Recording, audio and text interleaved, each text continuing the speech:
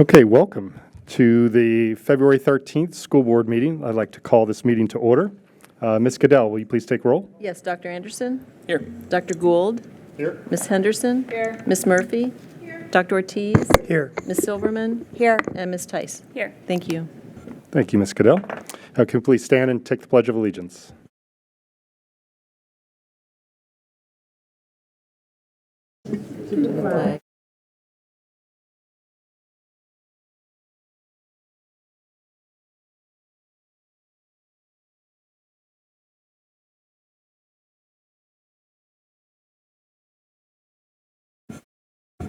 Thank you. Now we're at section 1.04, adoption of the agenda. I welcome a motion for 1.04. I actually move to amend the agenda to add section 3.04, school board clerk recognition. Great. Thank you, Ms. Tice. Is there a second? Thank you, Dr. Anderson. All in favor say yes. Yes. Any opposed? All right, great. Agenda has been amended. There we go. Thank you. All right, now we're on to Section 2, Spotlight Team FCCPS. Dr. Noonan, we're going to turn this over to you for Give Day. Thank you, Chair Gould, and good evening, everybody. Thanks for being here on a Tuesday night. This evening, we have a couple of things to celebrate. First is I want to just give a shout out to our good friend who we recognize every year as one of our excellent media representatives, Nick Benton. I understand, Mr. Benton, that you recently had a birthday. Maybe I won't even say the number, but you do. That's very exciting, but happy birthday to you. But tonight, we also want to highlight our Give Day. And I'll just take a second, a moment of personal privilege, if I may, because when I started in Falls Church City 7 years ago, there was a small group of parents who said, we have this really great idea, and we want to start putting together this Give Day. And I remember the first year that I was here that it was really small, and these parents just were so excited about doing it, put their heads together, and it's grown into something really extraordinary. And we have the opportunity to work very closely with one of the original founders of Give Day, Suzanne Hladky, who now is the executive director of the Education Foundation. But this year has been just a tremendous effort on behalf of a number of people. I want to take just a second to thank Jen Beck, who wasn't able to join us tonight. But Jen was a big piece of getting this year's Give Day going. Chrissy Henderson, who is here as well. And I know when I start naming people that I'm going to miss people, so please forgive me. But when we watch this video tonight, even our own school board member, Bethany Henderson, has a big role in Give Day. And so, Bethany, thank you for your role in Give Day as well. But it wouldn't have happened without the over 1,000 kids participating in this on Martin Luther King Day. So just what a celebration for the community, and we have a really nice video to commemorate Give Day this year. Are you being shy? No worries.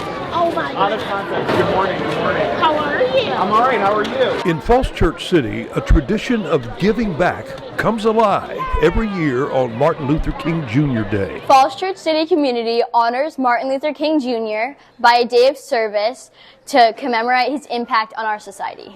This is the story of Give Day, a testament to Dr. King's global vision of a beloved community and the IB philosophy of service is action. Here, students from Mary Ellen Henderson Middle School and Meridian High School come together, turning their day off into a day of service. Their mission? Packing protein packs destined for Ukraine and local homeless shelters. I've been doing this for the past 2 years, so since 6th grade, and it's a really fun thing to do, all the fundraisers. Every year on MLK Day, we do a day of service, which is this, and each year we do a different destination where we fly the food to for people who are hungry through the outreach program. The success of Give Day lies in its meticulous planning. Weeks before, teachers, students, and community members gather to strategize and fundraise. We have some quotes from Martin Luther King that we thought we could put on some poster boards and put around the school as well. If anyone wants to do a Happy Martin Luther King Day on one of the posters. Just this past Christmas, we made it to 1 million meals this year. Oh my. So you guys are going to start our new year. And in that day, we're going to pack over 100,000 meals. Today we're making like posters and flyers for Give Day, making big signs that say like "Come to Give Day," and then we're gonna like maybe like put it all around the school. Is that one you did? Yeah, that's like a big We're making like big sails and stuff. Wait, look at me! On the day itself, the school buzzes with activity. Over 185 kids, hands-on, packing meals, fueled by a sense of community and purpose. Give Day is a wonderful day of service that we've had at our schools for 9 years now. Each year it's a little bit different, but basically the mission is the same, which is to provide a day of service for our students and our community. From the youngest to the oldest, every student plays a role. Middle and high schoolers pack meals for Ukraine, while elementary students focus on local needs. We were packing food for homeless people or people that just can't afford food, and also painting rocks to spread like kind words. And you can draw like a tree and then say like recycle or something like that. One of the main goals of Give Day is to honor the legacy of Martin Luther King. We hope to provide this opportunity for kids to have a day of service and to inspire them to do service projects for the rest of their lives. We're here to help out people in need, like packing food for people in Ukraine, and just to help out in the community. It feels good. I love like helping out, like packing to help other people too. Seeing everyone work together to make an impact. My favorite thing about working for this organization and with these kids is to give people an opportunity to serve their community. It's not as easy as you think to get people, especially kids, with their schedules, an easy opportunity to get their hands involved in something like a war in Ukraine that they're helping serve the community there. So Give Day really fits within the IB framework of our schools. It helps kids really experience hands-on all of the different IB characters. And as you can see, kids turn out en masse. It's wonderful. We've had over 150 kids here today. Turns out when we ask for volunteers, we always get more than we need, which is something great. A lot of these kids have been doing it for 3, 4, 5, even 6 years, and they always come back. I chose to be an ambassador for Give Day because it gives students like me an opportunity to reach out to less fortunate countries that feel so far away, but still we can give out a helping hand. Give Day was founded in order to help people in need, whether their homes got hit by a natural disaster like a drought or a hurricane, or like a forest fire. You have packed 15,000 meals so far. Their efforts culminate in a tangible impact. And this year, like last, the kids will have packed over 25,000 meals by the time they're done. Thousands upon thousands of meals, a symbol of hope and solidarity. They're here literally putting their hands in and getting their hands dirty, packing boxes, packing food for those who need it. They choose where the boxes go. They choose to come here and donate their time on a snowy day off. So you can see how popular it is among the students. In a world often divided, Give Day at Falls Church City Public Schools stands as a beacon of unity and compassion. It's a day where service transcends boundaries and a new generation embraces Dr. King's dream of a beloved community. We should get a count on how many they've done as they come through the ranks from elementary school to high school, how many boxes these kids have packed for those who need it. It's probably, I mean, I don't even want to speculate, but it's in the hundreds of thousands, I would say. So it's pretty impressive what they do. We're just here to help. They do all the heavy lifting. So.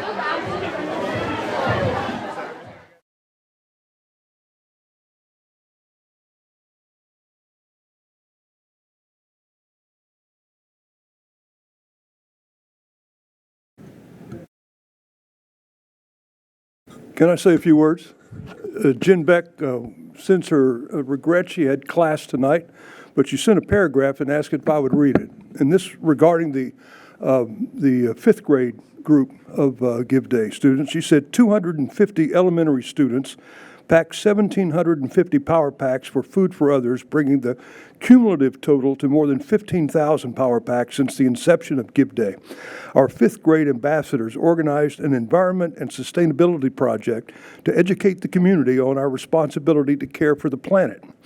Participants created welcome cards for recently resettled refugee families and made animal chew toys for lost dog and cat animal rescue. Additionally, the bake sale at Give Day raised over $1,500. That will be donated to Welcoming Falls Church to help fund the move-in process of new refugee families arriving into the area. We also supplied New Hope Housing with bedding, hygiene supplies, and other items to fill their welcome kits for patrons experiencing homelessness who move into their first rented home. With the additional funds, we plan to give Homestretch $500 for their preschool program. And again, that's from Jim Beck. Thank you, John. Yeah, it is an impressive effort. I think all of us have been witness to it or a part of it or helped organize it as one of our fellow school board members. Thanks, Ms. Henderson. And it's really fun to see the entire community come out. I think we're all excited about that, especially as the video said, it was a snowy day. Students had a choice to either help pack power packs and put together things for a lost dog, or come out or go out on a snow day. And clearly there was a significant number that came out. It's really fun to see. And we do have a number of ambassadors in the back row back here. Yes, yes. All right. Thank you very much. Could we invite them up for a picture? Yes. Can you all come up front? Let's get them up here for a picture.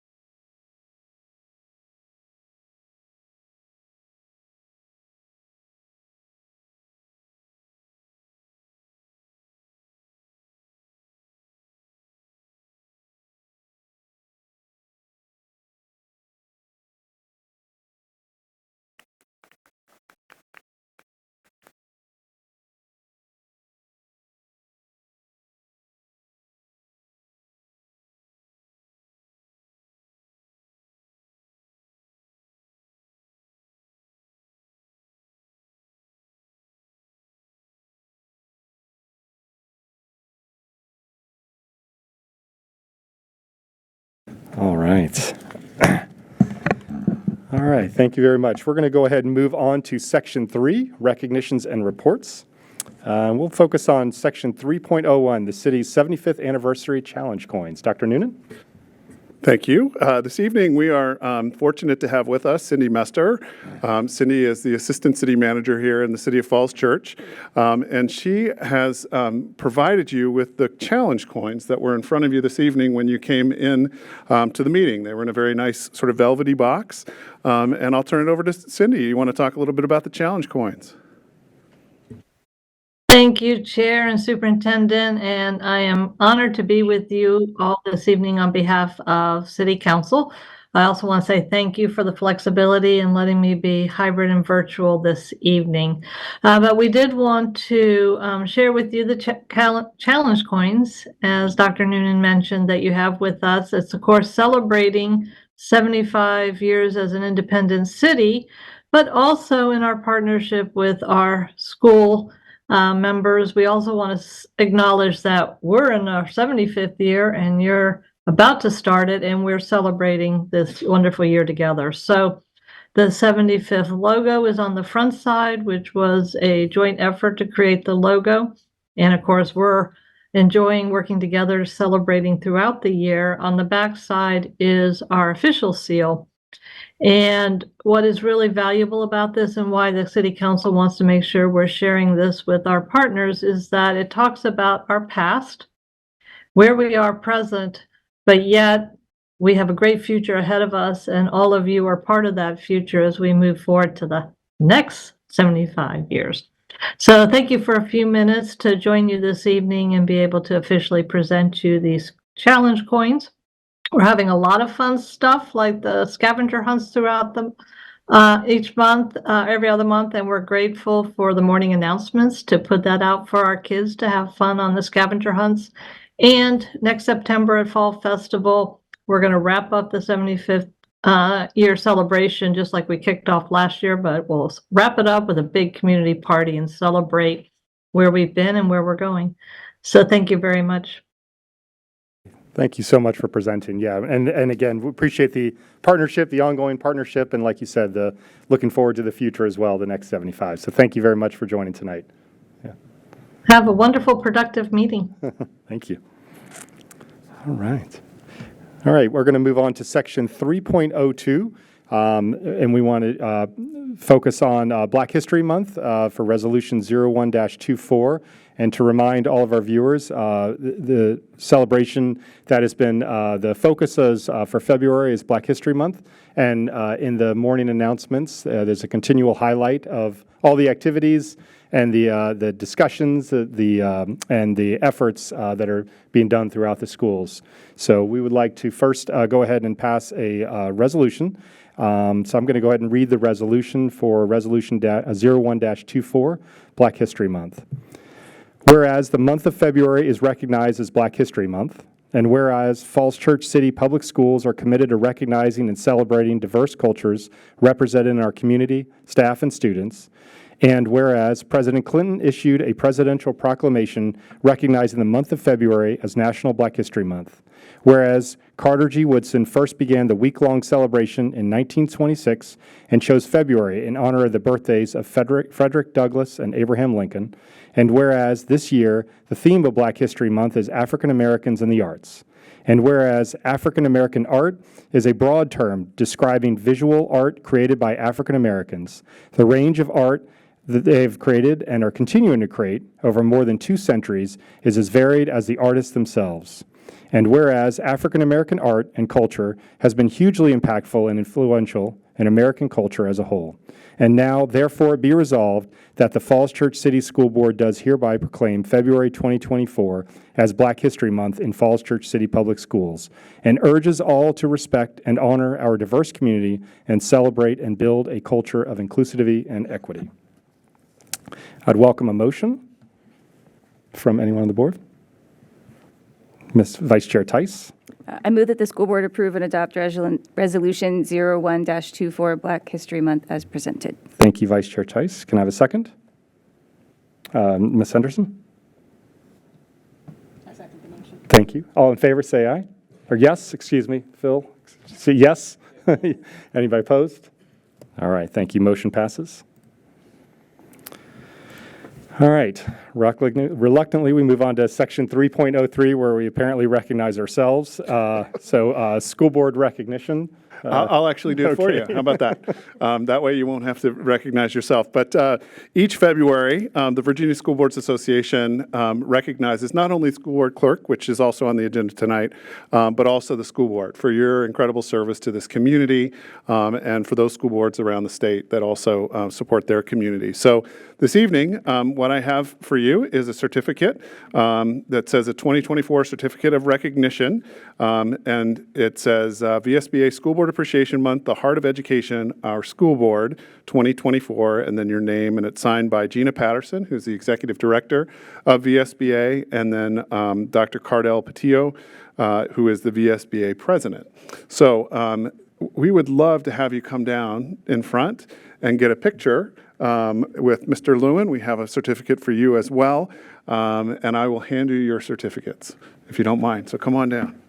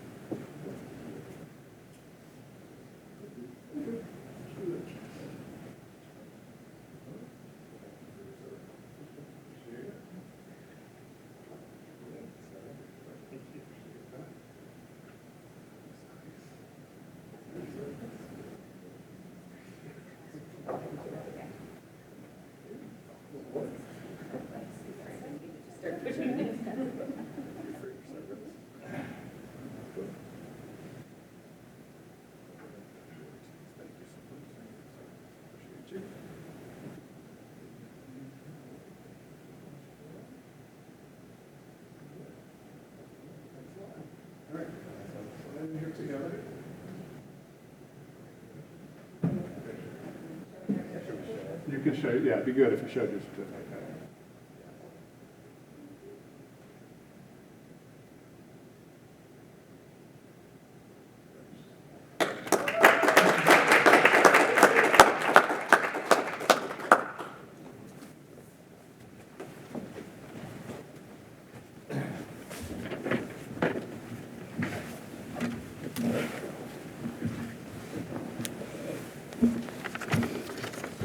Thank you, Dr. Noonan, and everyone for that appreciation. It is embarrassing, but it's appreciated. So. And it's not over.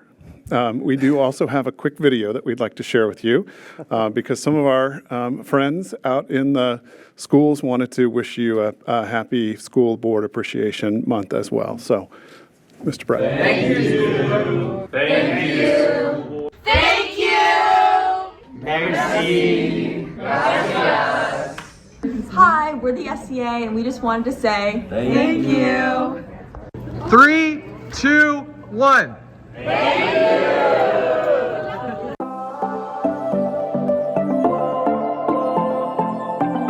Thank you, School Board.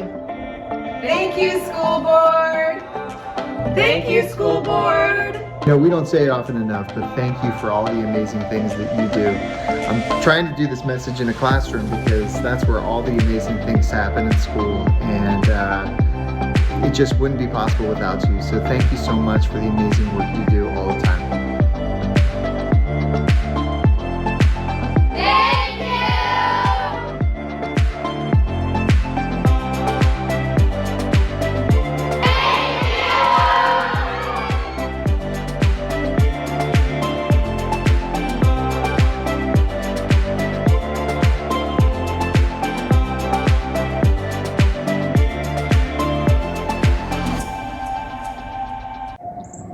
It's February, and that means it's a special month, not because of Valentine's Day or the Super Bowl, but because it's School Board Appreciation Month. And Oak Street Elementary School staff and students would like to thank you for all you do to provide an awesome learning environment for all of us.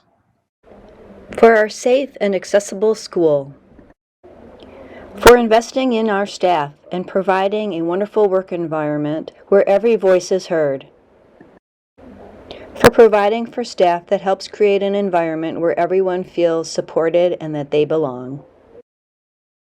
For the PYP program, which helps each student see the world through a global lens and actively engages them in their learning.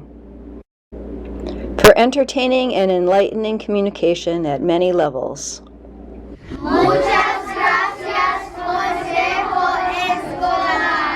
Thank you, School Board. We love books. Thank you, School Board. We love encore classes. Thank you, Father. We love school.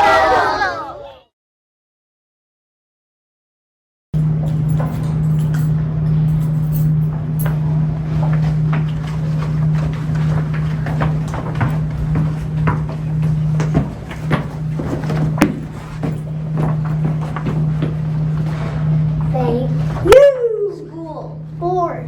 Thank you, School Board, for everything from Mount Daniel. 3, she'll say 1, 2, 3, and then you say thank you, School Board. 1, 2, 3. Where do you think he works? In his office.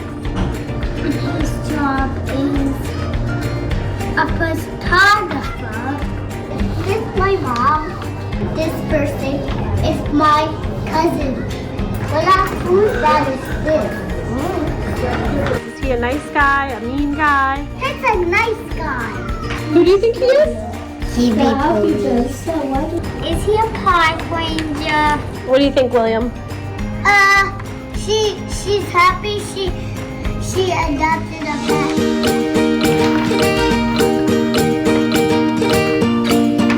I got a dad. I got a mom again. Where do you think they work? I believe he works in the office. At home. Where does she go to work? Thank She's a firefighter? Yeah. She is a princess. A princess? He likes playing. He likes to play. I think he does like to play. Who does he like to play with? His brothers. His brothers. They just go up. 3, 2, 1.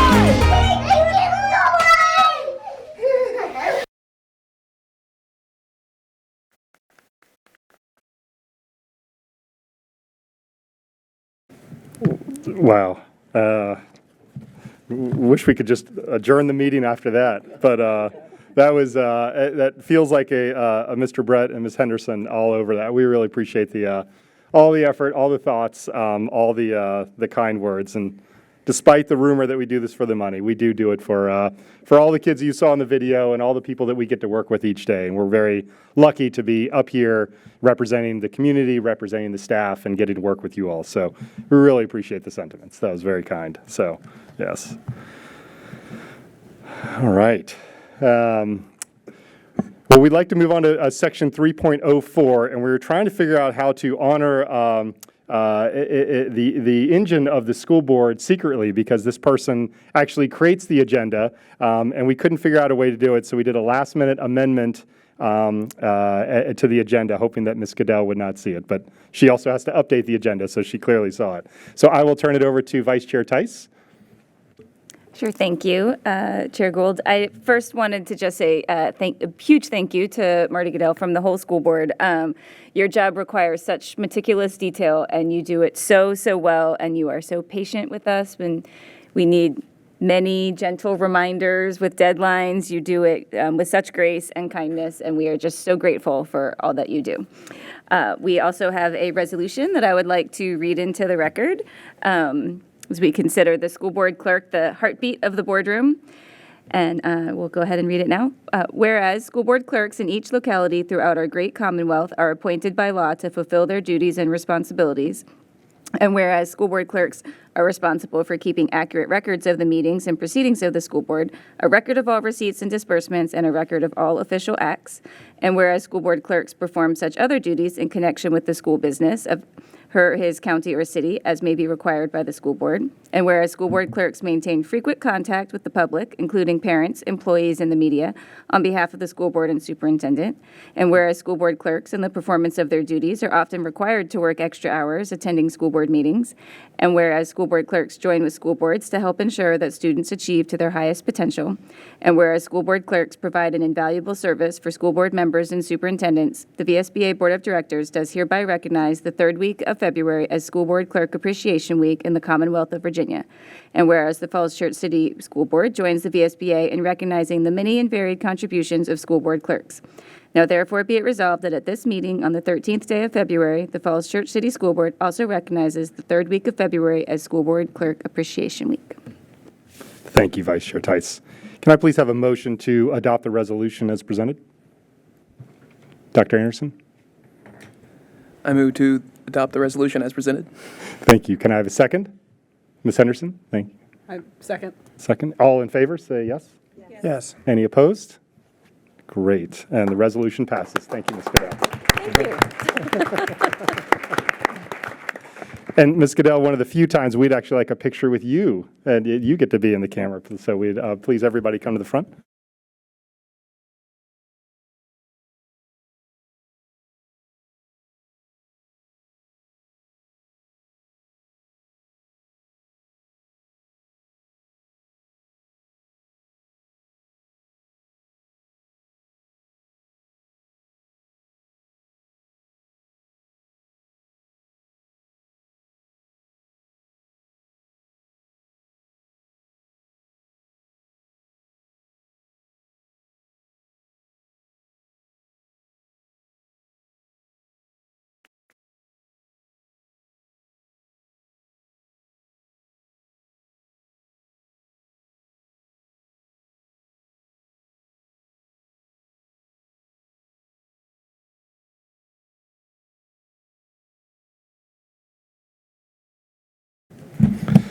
Okay, thanks, Ms. Goodell, for all you do. We really do appreciate it. I appreciate that. Thank you. Yes, all right.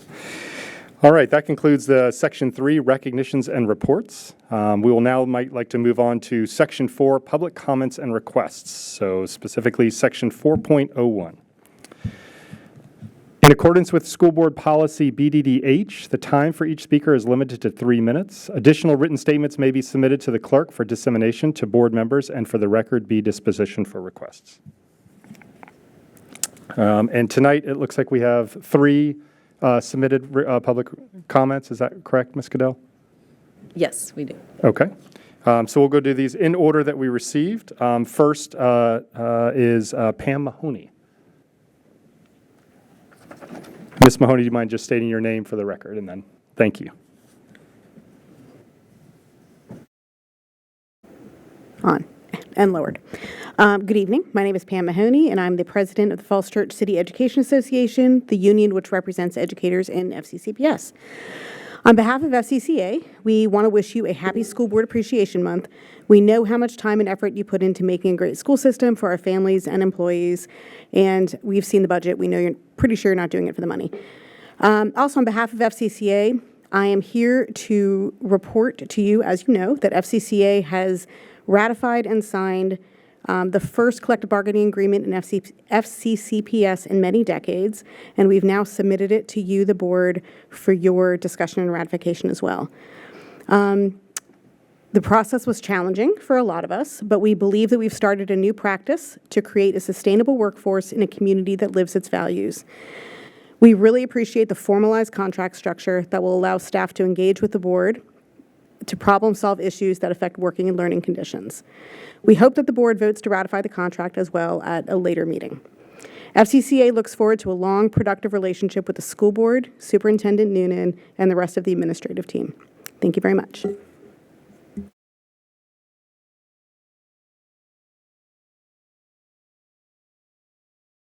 Second notice to come in is from Downs, Laura Downs.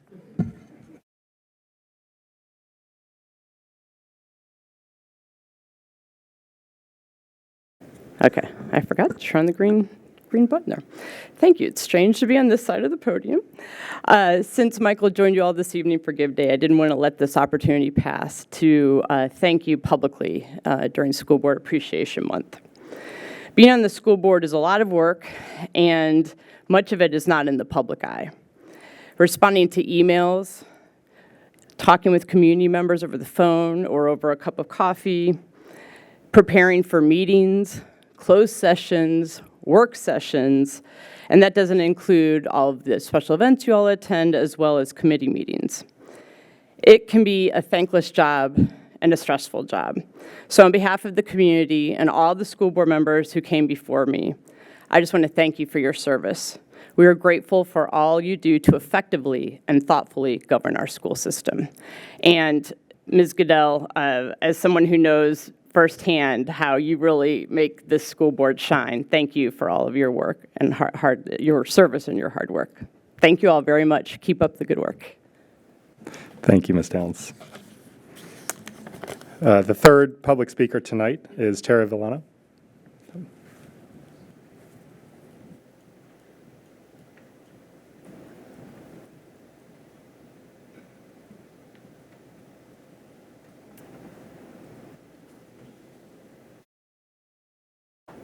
Is this on? Is it on? Yeah. Okay. I'm Tara Villano. I'm the president of the Meridian High School PTSA, and I'm here as well to speak to School Board Appreciation Month. So I wanted to read our statement for you. Meridian High School PTSA would like to extend our sincerest gratitude for your dedication to the well-being and education of our students and to the staff of the Meridian High School community. Your continued hard work and passion for excellence ensures that our schools maintain the highest quality of education for our children. Our entire community benefits immeasurably from your efforts each and every day, and we are grateful to call you our school board. And during Virginia's School Board Appreciation Month, we extend a heartfelt thank you. I also want to personally thank Ms. Goodell for all her kindness and patience answering all the multitude of emails I have sent her from who's this person, how do I do this? I want to thank her personally as well. Thank you. Thank you, Ms. Villano. Okay, that concludes all the notices we received. Ms. Goodell, is there any other written public Yes, you comments? received, the board received 2 written public comments, one from the PTSA and another from the Choral Boosters. Okay. Thank you, Ms. Goodell. As always, appreciated. Thank you for the public for coming out and providing public comment. All right. We move on to Section 5, Budget Public Hearing Number 1. In accordance with School Board Policy BBDH, each speaker is limited to 3 minutes. Additional written statements may be submitted to the clerk for dissemination to board members and for the record. Ms. Goodell, do we have any notices for We do budget not. public? Okay. Any written comments? Actually, the Choral Boosters probably would be under Would the count budget. as that? Okay. Okay. Thank you. So the Choral Boosters email that we received. Okay. Thank you. All right. We are now on to Section 6. We're going to move to a closed meeting. Can I have a move to closed meeting? Vice Chair Tice. Pursuant to the Virginia Freedom of Information Act, I move that the board convenes a closed meeting for the following purpose: to discuss or consider the identified subject matter, personnel under Section 2.2-3711A1, in particular, staff appointments, staff reassignments, staff resignations, staff retirements, staff performance, staff change in position, staff separation, dependent care leave, long-term medical leave, child care leave requests, and leave of absence. Thank you, Vice Chair Tice. Do I have a second? Ms. Silverman, thank you. All in favor, say yes. Yes. Any opposed? Okay, motion passes. Dr. Noonan, what's the over-under on how much time will be? 5 minutes. 5 minutes? Okay, so be we'll long. go. Excuse me? Won't be long. Sorry. Won't be long. Okay, so we'll go ahead and move to closed. For the public, we'll be offline for about 5 minutes, and we'll be back. Thank you.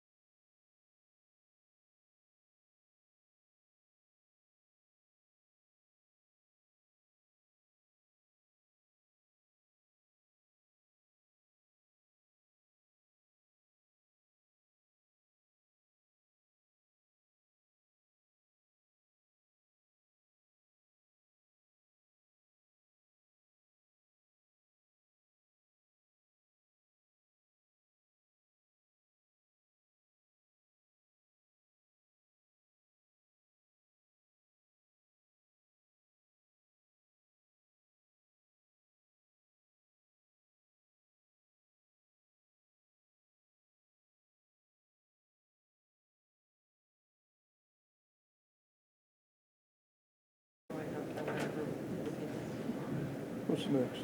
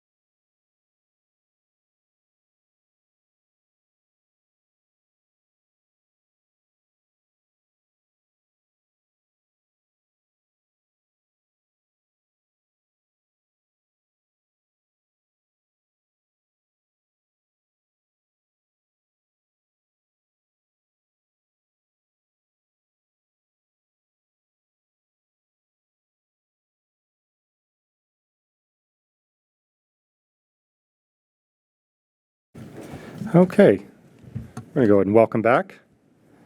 We're now looking at section 6.03. We're going to reconvene to open meeting. Can I have a motion? Mr. Silverman, I move that the board reconvene to open meeting. do I have a second? Ms. Henderson, all in favor say yes. Yes. Any opposed? Great. All right, now we're at section 7.01, certify the closed meeting. Can I please have a motion for certifying the closed meeting? And then Dr. Anderson. Whereas the Falls Church City School Board has convened a closed meeting on this date pursuant to an affirmative recorded vote in accordance with the provisions of the Virginia Freedom of Information Act. And whereas Section 2.2-3711B of the Code of Virginia requires a certification by the school board that such closed meeting was conducted in conformity with Virginia law. Now therefore be it resolved that the Falls Church City School Board hereby certifies that, to the best of each member's knowledge, only public business matters lawfully exempted from open meeting requirement by Virginia law were discussed in the closed meeting to which this certification applies, and only such public business matters as were identified in the motion convening the closed meeting were heard, discussed, or considered. Thank you, Dr. Anderson. Can I have a second? Ms. Murphy? All right, so Ms. Goodell, can you please do a roll call? Dr. Anderson? Yes. Dr. Gould? Yes. Ms. Henderson? Yes. Ms. Murphy? Here. Dr. Ortiz? Yes. Ms. Silverman? Yes. And Ms. Tice? Yes. Thank you. Thank you, Ms. Goodell. All right, we're on Section 8, the consent agenda for personnel items, approval of 2024 summer daycare fees, and approval of the calendar years 2024 and 2025 school board liaison assignments. I'm going to seek a unanimous consent for all the consent items without objection. Seeing no concerns, the consent agenda has been approved. All right, now we're on to Section 9, Business Action and Information, specifically 9.01, Review of the Collective Bargaining Agreement. I think I'm turning this over to Dr. You could turn it right over to Ms. Benson. Ms. Benson, She's got okay. some slides she'd like to share with you, Okay. kind of going through the history. Thank you, sir. Ms. Benson. Good evening. At the request of the board, I'm here to share an update on collective bargaining in Falls Church City Public Schools. This is a review of where we started and where we are now, both for the board, since we have some new friendly faces up on the dais, and for our community. Collective bargaining as a concept is new for the Commonwealth. Previously, in the public sector, local governing bodies were not legally permitted to bargain with labor unions or with other employee organizations. The law changed, so in May 2021, a new Virginia code went into effect allowing local government bodies, including school boards, to legally recognize and bargain with labor union or other employee associations as the exclusive bargaining agent of their employees, and to collectively bargain and enter into collective bargaining agreements with respect to any matter relating to them, their employment, or their service.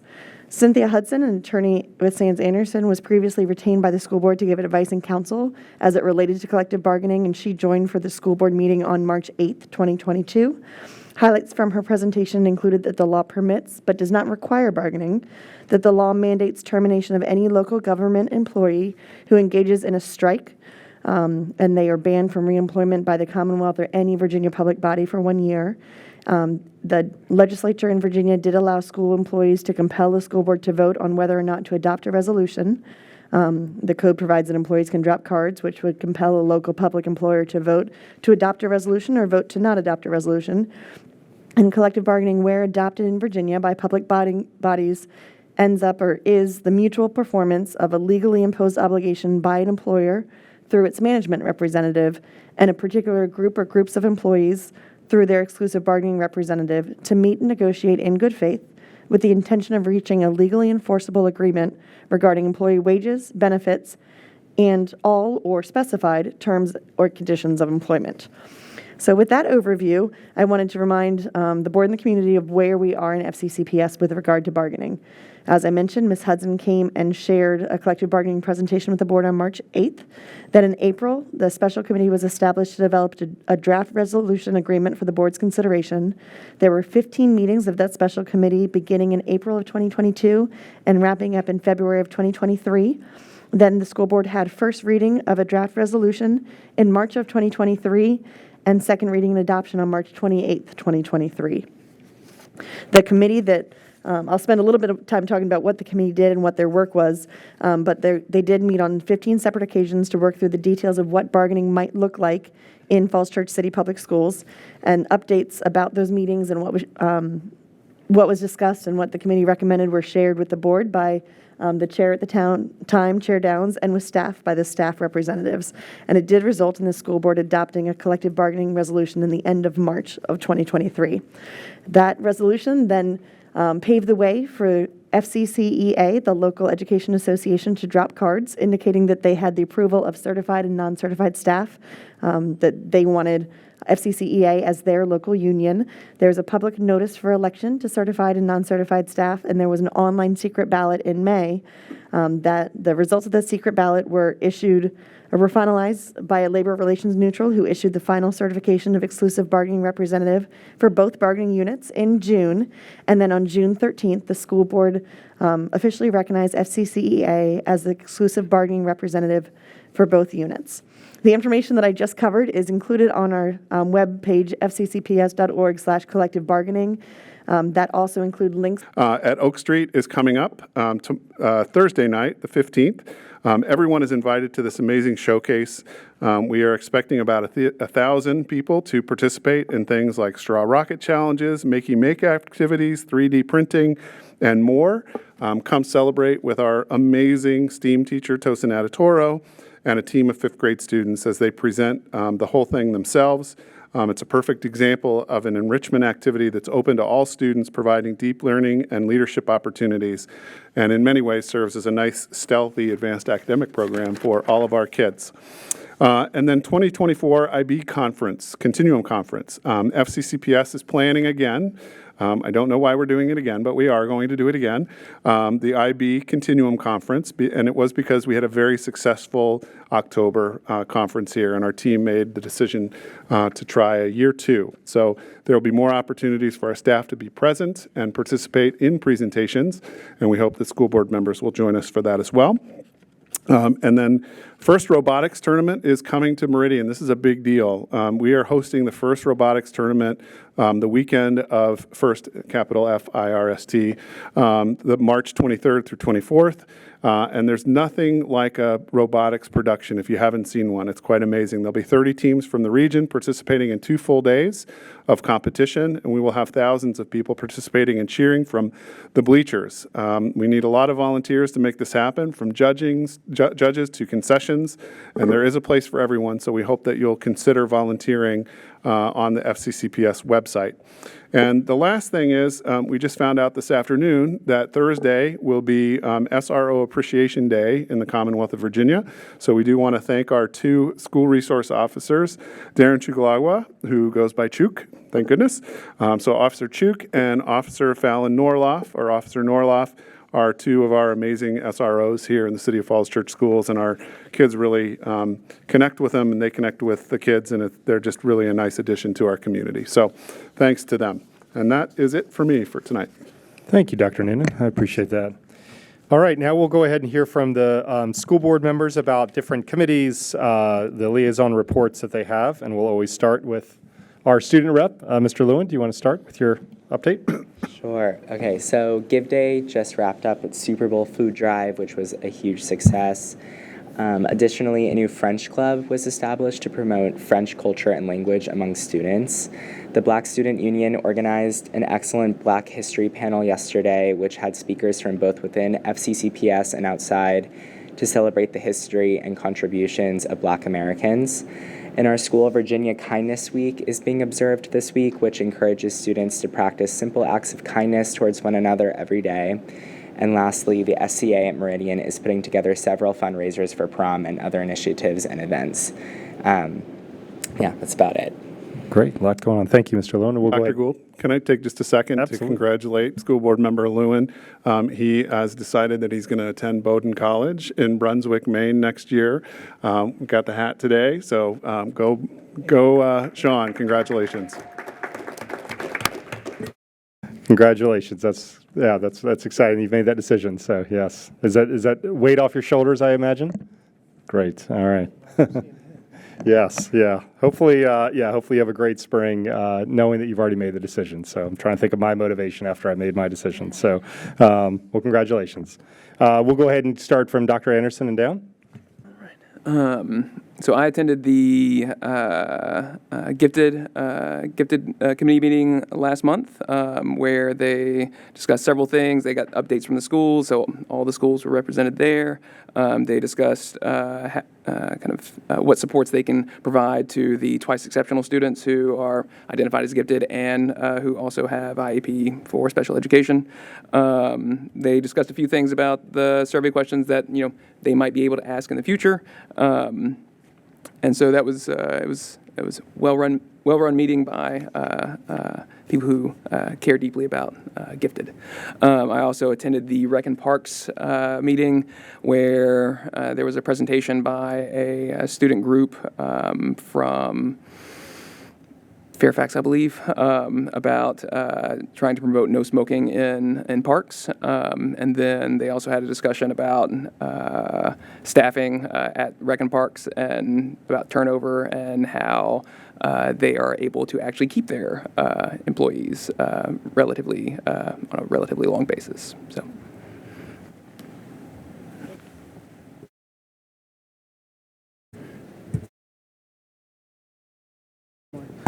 Okay. I attended the Business and Education Partnership meeting last month. Couple of highlights. Meridian is hosting a major FIRST Robotics high school competition over spring break. Everyone is invited to attend, and if anyone wants to be a judge, there are lots of different roles, technical and non-technical.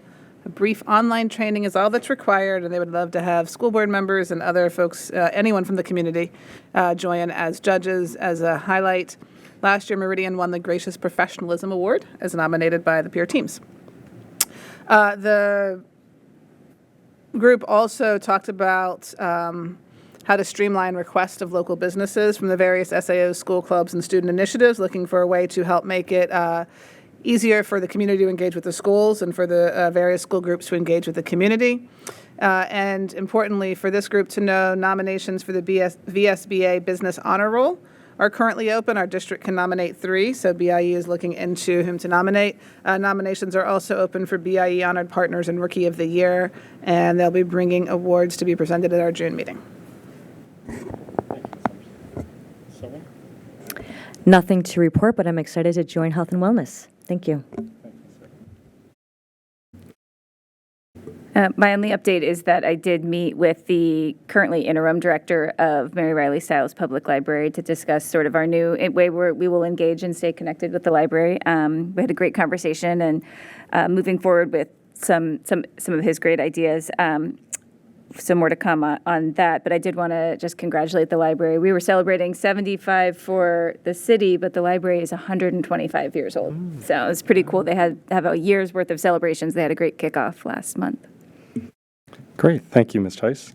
I attended the Falls Church Education Foundation meeting as well as the retreat, along with Dr. Noonan and School Board Member Lewin. Great to see all the activity and the ideas that are coming out from the foundation to support schools, support our teachers, and support our students. So we really appreciate that partnership. And then Vice Chair Tice and I had our first office hours at Clarendon's, where we had a number of folks come. Topics range from school nutrition, and specifically, it was a great discussion around the recommendations around not using food as incentives. So a community member came and shared different recommendations, and so we helped connect with different members in the community to keep that conversation going. We also met with someone advocating for the advanced academic program, as well as I had a number of questions about the Mount Daniel reading specialist that we've talked about at the budget meeting, and advocating for the need for additional reading specialists. And then finally, we had a great discussion with a community member about gifted identification, the reflection that we have around the gifted identification program, how well is it being implemented according to the plan, differentiation in the classroom, implementation, and then some questions about the class placement that for upcoming. So, and interesting, the last conversation, I thought it was interesting. It was a great discussion, and the person who showed up said, "I just wanted to have a conversation. I don't have complaints. There's a lot doing well in the schools, and I think for the public, we do encourage people to come and have conversations with us. That's what these are about, and we have a great time discussing all aspects. So we really had to look. For the next one is a month from now. Yes, we don't know the date. So, Dr. Ortiz. Thank you, Chair Gould. I attended the ESOL Advisory Committee meeting, which went really, really well. Among the topics we discussed were an overview of the ESOL budgeting, as we had some further clarifications here tonight, and then also a discussion among the committee members of ways in which the committee can help FCCPS to achieve the charge of the committee, which is to foster wellness, equity, and belonging among multilingual learners. We'll look forward to seeing more from the committee over the next few months. And just to show how successful our new approach to the boosters assignments is going, I have some long updates from the athletic boosters and the band boosters. Some of the choral highlights Dr. Noonan already covered. Really appreciate that. Thank you so much, Dr. Noonan. I think I might endeavor to put these in writing the next time to keep this a little shorter. But from the athletic boosters, those who want to buy mulch, please do so by March 1st. They'll be delivered if you buy 20 bags or more. On March 16th. The basketball youth nights were a huge success. The 2 youth nights for the boys and girls teams allowed free entrance to elementary school children who were wearing their Parks and Rec jerseys or a favorite jersey of their team, and it was a tremendous activity. The weight room is in the process of getting upgraded due to support from the boosters and the Falls Church Education Foundation. Currently, there's some information gathering and specking of a new scoreboard for the Meridian Bowl. Those of you who have been there note that on a foggy evening you can't even see it. There are $16,000 of athletic scholarships that will be awarded later in the spring. We really look forward to seeing our student athletes put in applications for those. We will have a winter sports acknowledgement night here sometime in the next couple months, but just a few highlights. The swim and dive team did terrific. They were Region 3B runner-up. Girls and basketball teams are heading into their regional tournaments as the #1 seeds. The wrestling did terrific. And then despite this being the first year of the gymnastics program, 2 of the athletes qualified for the regional meet. And spring tryouts are on February 19th. So if that wasn't enough, from the band boosters, thank you, Dr. Noonan, for the shout out regarding the district band as well as the district jazz band. District 10 assessments are coming up. This is a great activity where the whole wind ensemble goes to a school and they play some targeted pieces and they get judged on those and get a lot of great feedback. And then another great thing that's happening is the music program has been tremendously successful over the last many decades and has amassed a whole closet full of trophies. And Case Dimmick is helping to sponsor the development and the building of a trophy case for all the band trophies. And he's worked with Mr. Fowler and Peter Laub on making sure he gets his design approved, and they're in the process of getting that design done and installed so that we can display those wonderful band trophies that have been gathering dust again in the closet. So thank you so much that's the update for this month, and I apologize for taking so much time. No, thank you, Dr. Ortiz. A lot going on. Ms. Murphy. Thank you. I attended the Special Education Advisory Committee meeting on February 5th, during which there was an informative presentation on special education services that are currently being provided in Oak Street by the Oak Street Special Education Administrator, Jennifer McCormack, and Principal Kareem Doherty. There were a lot of very good questions asked by some of the other members of the committee, which were all, I think, well addressed by the two attendees from Oak Street. Let's see, we heard a very positive report of the State Department International Schools visit, where it sounds like there were some very valuable connections were made and a lot of important info was shared. The next meeting is on March 4th at MAH. I also attended the Health and Wellness Committee meeting on January 18th. We got updates from all the schools on the exciting things they have going on to promote health and wellness. There are things like lessons on body safety, mindfulness lessons, lessons on drug abuse and the importance of sleep, and efforts at Meridian to engage students in conversations about anti-hate. There was a lengthy discussion on ways that the committee can partner with the PTSA on some programming ideas for the spring. Some ideas were kicked around, all very hot topics that I think would be great for our schools. They also discussed concerns about the recess time at Oak Street, and some solutions that could be implemented there. The next meeting, which will be attended by Ms. Silverman, is going to be April 4th at 6:30. Thank you, Ms. Murphy. All right. That concludes the board and student liaison comments. We're now on to section 14, approval of minutes. And Dr. Noonan told us recently that if you want to measure how calm Ms. Goodell is and how, just look at how many minutes she's approved. So we are feeling good that there are 5 minutes to approve, and we're going to seek unanimous consent to approve all the minutes. Okay, so minutes are approved, Ms. Goodell. Thank you for your work on this. And then we've got section 15, approval or materials for board review, 1501 enrollment, and 1502 the monthly budget monitoring report. And as Dr. Noonan mentioned last time, we went through the detail last meeting, but then going forward, if there's any questions, we can raise it, but we'll just keep moving forward. Okay.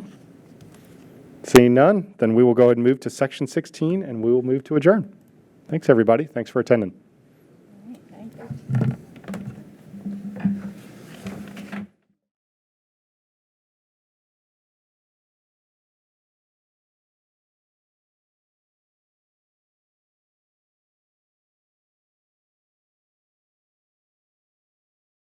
links to the meeting minutes and the videos where collective bargaining was discussed with the school board. Wanted to dive back into a little bit of the collective bargaining committee's work because that is what defined what was in the resolution. So during the 15 meetings, the collective bargaining committee worked through a lot of details for bargaining. Unlike other states where the National Labor Relations Act applies or where there's a statutory framework of what can and cannot be bargained, how bargaining should work and those types of things, in Virginia, the legislation leaves those details to the local governing body.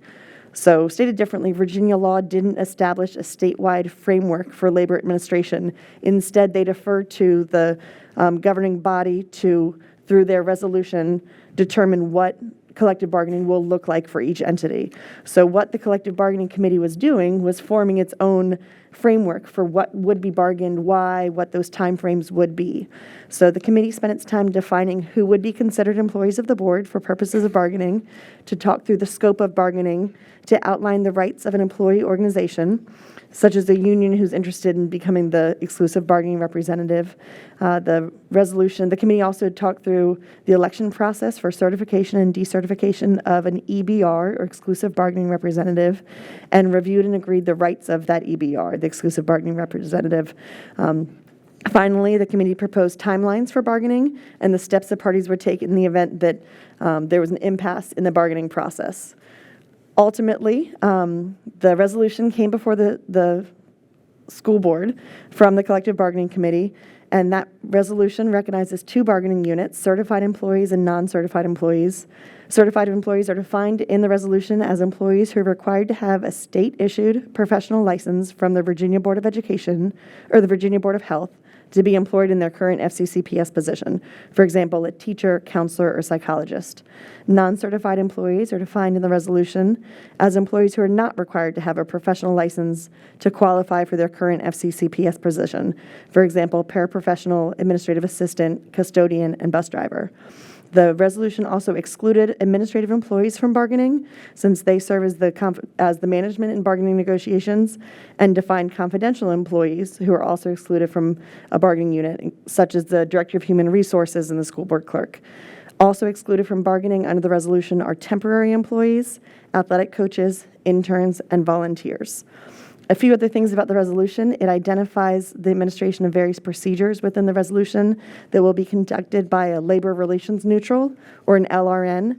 An LRN is an independent contractor who oversees elections for certification, decertification of the exclusive bargaining representative, as we had in May and June. The LRN holds hearings, resolves disputes, determines issues of inclusion in a bargaining unit, and determines the negotiability of topics. For example, does the resolution allow for a topic to be bargained as part of collective bargaining? The last piece, scope of bargaining, is outlined in the resolution. The resolution adopted by this board is structured so that the initial CBA, we call it CBA 1, will include wages, benefits, and 3 to 4 working conditions, which were specifically defined items in the resolution. Then the second CBA, the second collective bargaining agreement, or CBA 2, expands the scope of bargaining, where all items from CBA 1 can be included, and there can be up to 2 additional bargaining topics brought per side as agreed to in the first 9 days of bargaining. The third and any subsequent CBA would be limited to the topics that are included in CBA 2, but the school board can modify the definition of working conditions to expand the scope of bargaining if that's something the board would like to do. Finally, the resolution states what is clear in the Virginia Code, that any collective bargaining agreement is subject to sufficient appropriation by the Falls Church City Council. This is important as the school board does not have taxing authority, so any commitments that the school board makes in a CBA must be subject to appropriation. So with that background is what was included in the resolution after the FCCEA was selected as the exclusive bargaining representative. We did move forward with bargaining. Jeff Buck represented non-certified staff. Pam Mahoney represented certified staff. There were ground rules that were signed in August that covered confidentiality, exchange of proposals, negotiation sessions, and procedures. Since this was our first time bargaining, we wanted to have some of that work through up front. There was an exchange of proposals and exchanges of questions and information in August. The team met for 5 negotiation sessions and 3 mediation sessions. And while the resolution itself has a timeline for bargaining, because bargaining happened quite quickly this time, we were under a truncated timeline. but the team did work hard, came to agreement on all items that were presented on behalf of the bargaining units and management. So tonight, before the board and posted on board docs, is a copy of the collective bargaining agreements with both bargaining units. You'll note that many of the items that are in the certified employee bargaining unit or collective bargaining agreement are also in the non-certified employee collective bargaining agreement. A few items of note in those CBAs is that there is a step increase for all employees who have worked 50% of their scheduled work days for their position in the prior contract year. There's a cost of living adjustment based on the Consumer Price Index for urban wage workers and clerical workers, or the CPIW, or 2%, whichever is greater. There's a salary scale adjustment in the form of 3 longevity steps at the end of each lane of the salary scale. There's a 1% match of an employee's contribution to either a 403B or a 457 plan, and there are they're agreed upon edits to 2 regulations, the sick leave regulation and the professional leave regulation.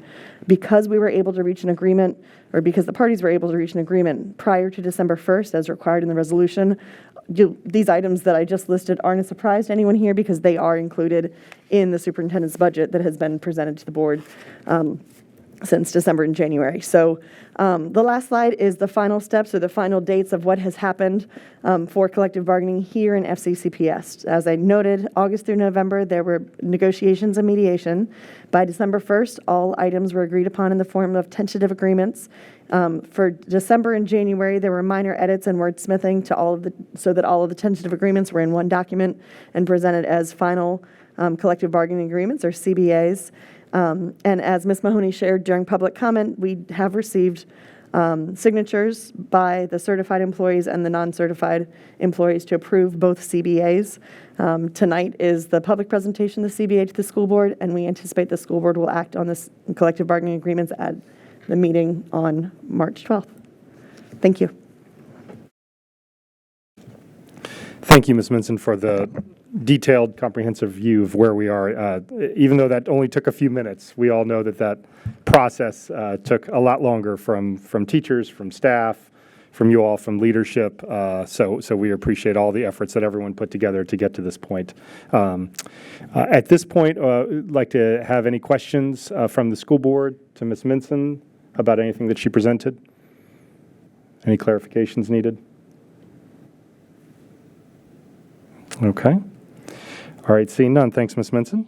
That concludes the 9.01 review of collective bargaining agreement. So we'll now move on to 9.02, approval and adoption of the second reading of policies, and we'll continue the Ms. Minson show. Well, thank you. This evening for second reading, we have one policy, IIAE, Innovative or Experimental Programs. This policy was up for second reading in January, and we pushed it off because there were a few questions that we were able to follow up on. I reviewed all of the VSBA model policies and did determine that there's one cross-reference to policy IIAE in the model policies, and that is policy JHDA, which will be presented to the board for first reading this evening. I had a chance to review this policy with Dr. Bates and Dr. Weileman, so thank you to them for their help. We did determine that it does help staff to be able to point to policy IIAE when we have individuals come to us who want to pursue human research or other studies. So we do think that it would be helpful to have policy IIAE as one of the board's policies. It does, this policy cross-references, or JDHA cross-references this policy and then in turn cites to the Virginia Administrative Code section. So in situations where a third party or a researcher is interested in human research and asks for participation from the division, we then can point them towards this policy on innovative and experimental programs and say, before you pursue any research here, you need to confirm that whatever you're proposing doing is not inconsistent with the accreditation standards or other regulations promulgated by the board. With that kind of messy introduction, are there any questions about this policy for second reading, IIAE, Innovative or Experimental Programs? All right, that is the only policy for second reading. Thank you. Thank you, Ms. Minson. So we'll go ahead and move for a motion for 9.02. Ms. Henderson. I move that the school board approve and adopt the second reading of policy IIAE, Innovative or Experimental Programs, as presented. Thanks, Ms. Henderson. Thanks, Ms. Henderson. Can I have a second? Second. Thanks, Dr. Ortiz. All in favor, say yes. Yes. Any opposed? Okay. Motion passes. Okay, and we're going to move on to 9.03, approval of first reading of policies. Ms. Minson? Thank you. So policy JHDA is the only policy for first reading this evening, and I did just mention that. That policy is titled Human Research, and it is a new policy. It does not replace an existing FCCPS school board policy, but it's a policy that will assist staff in responding to requests for human research, whether that request comes from a company, a university, or a doctoral candidate, for example. Also, with this policy, Dr. Bates and Dr. Weilenman reviewed our current practices in responding to requests for research, as well as the policies and practices of other local school divisions. And we agreed that this model policy, with some proposed changes, which you'll see in here and I will walk through, will meet the needs of the division and would help staff in responding to these requests.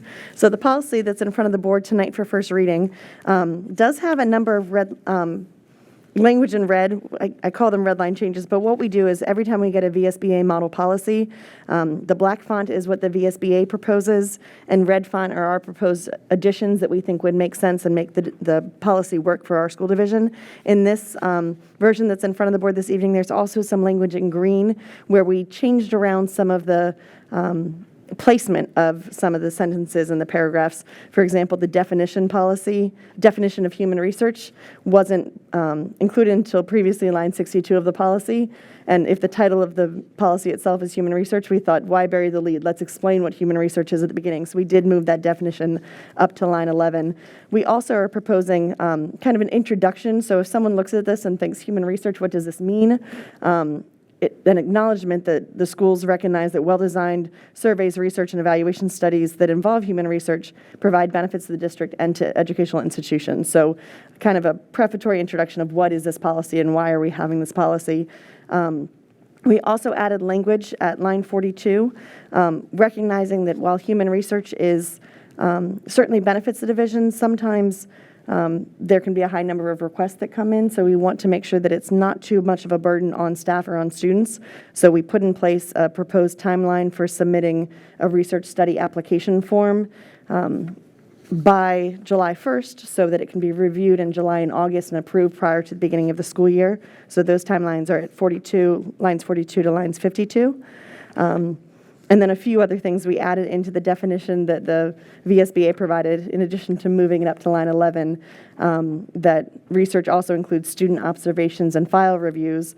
And we tried to define human subjects a little bit to personalize it, because that really is any research, observations, file reviews that involve staff or involve students. But I'm happy to answer any questions about this policy, and I do want to thank both Ms. Murphy and Ms. Henderson. They spent a lot of time going through this and gave us a lot of their energy and thoughts that I do think helped improve the model policy. And I know they had some questions, so I don't know if they have all been answered or if there are more, but I'd be happy to answer questions from anyone on the board on this proposed first reading of JHDA Human Research. Thank you, Ms. Minson. Any questions or comments? Ms. Henderson? Yep, I'll make a comment. I want to thank Ms. Minson, Dr. Bates, and Dr. Weilenman for putting time and effort into really making the model policy work for our school districts and being really intentional about how we use this policy and what types of opportunities we provide to third parties coming in who want to do research in our school district. There are lots of reasons that can be really beneficial to us, and there's lots of reasons that can be really invasive and intrusive. And I think the policy as written now will help us as a district be intentional and thoughtful about what types of surveys, research, and evaluation studies we permit and authorize. Great. Thanks, Ms. Henderson. Other comments or questions for Ms. Minson? Ms. Murphy? I couldn't have said it better myself. Thank you, Ms. Murphy. Dr. Ortiz? Yeah, I have a couple questions, and it could be to Trish or Dr. Noonan. One is that the policy is really good. It's I think it's an excellent piece of work. But I have a couple of questions regarding two things. One is it references a committee that the superintendent will convene to review these applications. I think that's obviously a best practice. Have we written down constraints around that committee or some sort of charter so that we know if we need to form it or pull it together, we have that that structure in place already? I think it would be useful for the board just to see how this is going to get implemented. We do not at this point in time. We've pulled together some small committees in the past, but we don't have a charter for a committee that would be specifically designated to this policy yet. Okay. But we'll be working on that. All right, so when that's available, I think sure. it'd be something that'd be good for the board to take a look at, maybe at a work session. And the other one probably is similar. It goes to the request form. I can't remember what it's called in the policy.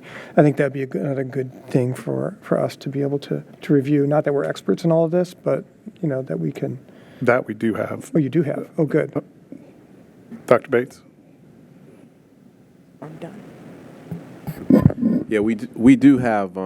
We've spent some time working on a research application, and so we've been able to finalize that, and so we'll be sharing that more widely here shortly.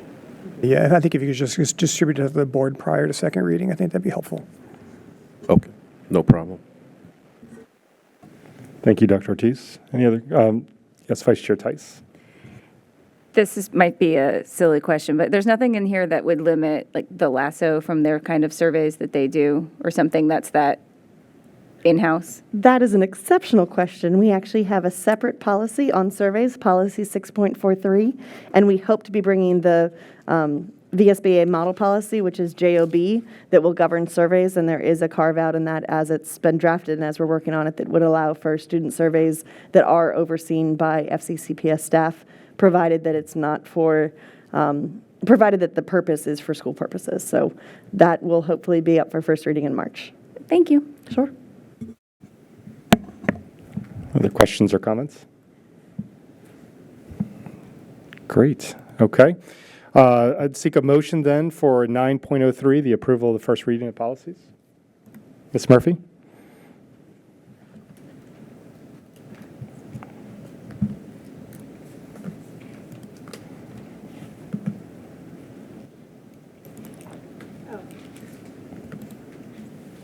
I move that the school board approve the first reading of policies JDHA, human research, as presented. Thank you, Ms. Murphy. Do I have a second? Ms. Henderson, thank you. All in favor say yes. Yes. Any opposed? All right, the motion passes. Thank you, Ms. Minson. And just as a highlight for what Ms. Minson said, and this is actually for some of my school board colleagues, Ms. Minson has been working on a 7-year project to update our Falls Church City policies. It's been a significant effort, and to help expedite that, Ms. Murphy and Ms. Henderson have volunteered to help her organize the policies, how to put those in front of the board, and make sure we can work on a help Ms. Minson with that needed and hopefully an efficient process. So thanks, Ms. Henderson and Ms. Murphy in advance for your help, and thanks, Ms. Minson, for all your leadership on this. All right. All right, now we're going to go to Section 10, Budget Work Session Number 2, and we're going to go to Section 10.01, FY25 Budget Questions and Answers. Dr. Anderson's favorite part of the agenda. I think I'm turning It's to me tonight. Sorry, Dr. Anderson. The smooth stylings of Kristen Michael have been those duties have been turned over to me this evening. So good evening, and thank you for the opportunity. I'll do my best to channel Kristen. Thank you for the opportunity to speak to you tonight about the budget. This evening, we have 11 new budget questions that we have been able to work through on behalf of the board. And so I'll go through these. Again, I won't give you the answers because I presume everybody here has had an opportunity to read them. But if you have follow-up questions, certainly happy to answer those. So first one is question 10 about salary steps that are below $20 per hour. We've highlighted those for you, and then also given the total number of employees. Questions on question 10 or comments? I mean, it was my question, and the answer was very helpful. I was happy to see how few employees we have at that low bar, and I'm just curious if I know we just went through the whole salary study, so I know this is considered market rate, but with so few employees, it feels like it wouldn't be that dramatic a shift to talk about like a minimum wage raising our minimum wage? They will be there not next year, but the following year. I think our challenge with considering that is that it creates compression at the bottom of the scale, which then also puts them on the same step as someone else who has been here the same amount of time. So there are some equity pieces and some challenges there for us. And so we've kind of noodled around with that, but knowing that they'll be there not next year, but the year following, we feel pretty good about it. Ms. Henderson? Yeah, so I actually have a question about that. That's for the people who are currently there, but there could be new people that come in at these levels, right? Correct.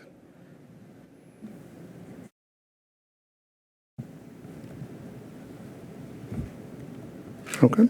Okay, no questions? Thanks, Dr. New. All right. Question 11 about high school summer school. This again was submitted by Ms. Tice, Vice Chair Tice. Any questions about this one? Thanks so much for asking this question, Ms. Tice. Toward the bottom of that page, it says the high school put forward 3 options for fees, et cetera, and then it goes into details about some of these options. Were these for, it's not clear the degree to which these are kind of baked and ready for approval and decision-making, or if these are only put forward as options for just thinking and rumination. Could you shed some light on? Sure. On that? These options were for us operationally to look at, to decide how did we want to handle the fees. Part of the issue that we've been trying to sort of work through is, one, do we want to charge summer school fees, which we haven't done traditionally for students? And to be very specific here, we're talking about students that are accelerating their sequence, not students that are in need of intervention or remediation. So students that are accelerating their sequence, we have not traditionally charged a fee for. So the 3 options that we were noodling around in the back are options A, B, and C. A was no fee, no penalty. B was fee for all non-required courses. And then C was completion assessment fee. And internally, we decided that C was probably the best option for us, which means that if a student starts a class and we've staffed up for that class and fails to complete that class, they would then be on the hook for paying us for that class, as opposed to charging them a fee on the front end. We also included in this information what the surrounding jurisdictions are doing relative to fees and costs. And we do have, I will say, a very nice opportunity for our kids to take summer programs. So, for example, in Fairfax County Public Schools, it's $375. And $330 or $350, excuse me, in Arlington, and our students aren't charged. We just want to make sure if they sign up and we staff up for it, that they actually complete it. All right, thank you. So is this kind of just ongoing in terms of the deliberations and may not be implemented in the? We're implementing it this summer. Okay. Yep. Ms. Henderson? Yes, and for the fee for students who don't complete it, will that be on a sliding scale the way Yes. other fees are? Yes, of course. Sorry, you can assume that always, that we'll have a sliding scale for students that are in need. Dr. New, you mentioned that some of our summer school students are accelerated. Can you just describe what that means compared to probably the summer school that some of us have in mind of when we grew up? Sure. Specifically, and we'll just use PE as the example, we have quite a number of students between their 8th and 9th grade year that will take an online PE course. That's their 9th grade PE course that they're taking between their 8th and 9th grade years, so they're accelerating through the sequence. We might have some students that would take an online geometry class to accelerate their sequence in mathematics. Those are the courses that we're talking about, that if you sign up for and you don't complete, you would need to pay the fee on the backside of it. Great. And by chance, do you have an estimate of how many students are taking summer school for remediation, just percentage-wise versus acceleration? It's a much smaller percentage that are taking it for remediation and intervention, but rather than speculate, I'd prefer to get those numbers for you based on last year. Okay, great. Thank you. All right. Other questions about question number 11, high school summer school? Okay. All right. Dr. Anderson submitted question 12 about investment income. We've listed the information there. It was very helpful. Good. All right. Excellent. Any other questions about question 12? Comments? Okay. All right. Question 13, submitted by Amy Murphy about a reading specialist, specifically around the science of reading. Any questions about that one? Ms. Murphy? No questions. That was very helpful. Thank you. I have a question. Sorry, Mr. Oh, I'm sorry, I didn't see that. Okay, okay. Oh, this might be a dumb question. I mean, No dumb questions. Sometimes there are, actually. My Russian calculus teacher told me that. There was a, so the answer points to both standards of quality, but also the fact that we've been spending a lot of effort to advance the knowledge of all of our staff in reading. To what degree, in your opinion, does that, it doesn't really obviate the need for a reading specialist, but kind of mitigate somewhat the need for specialized training, a specialized person, because you have that available with a lot of the content teachers? Yeah, that's a really great question. The fact that we have almost all of our teachers certified in letters training and and working on getting an Orton-Gillingham certification for everyone, and the fact that we're going to have a certified Orton-Gillingham trainer on staff is pretty extraordinary. And that does, in many ways, in my opinion, sort of not negate the need for additional staff necessarily, but it certainly builds capacity in our staff. And as a consequence of that, if I'm a traditional fourth grade teacher and I've now been trained in letters and in Orton-Gillingham, my capacity to help students in the science of reading goes up exponentially, which is a very good thing. So I think it's a very positive movement in the right direction. Ms. Henderson? I have a math question about reading. Yep. So the standards of quality for the state are 1 to 550 students, and we're just under 1,100 students, right, across K-5? Just about. Yep.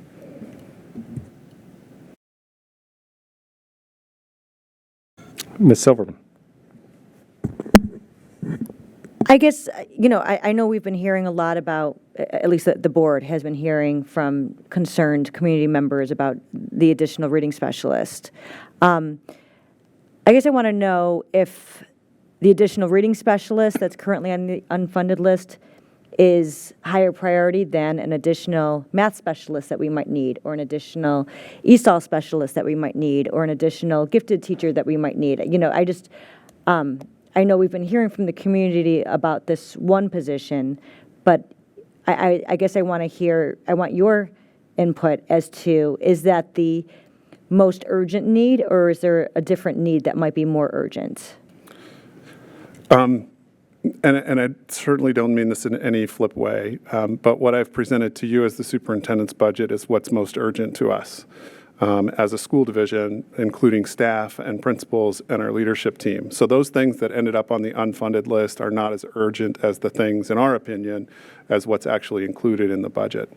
I think maybe more related to your question is, if more funding became available, what would we do with that extra funding? And there are a number of things on the unfunded list, and I want to say there's probably 25 or 30 things on there, and all but 4 of them are people and positions. And so when we start to think about where are we going to get the most bang for our buck, knowing that we are implementing a new science of reading curriculum, knowing that we could use the support of another interventionist for reading, potentially, that does rise up in the level of the unfunded list into the top, to the upper echelon.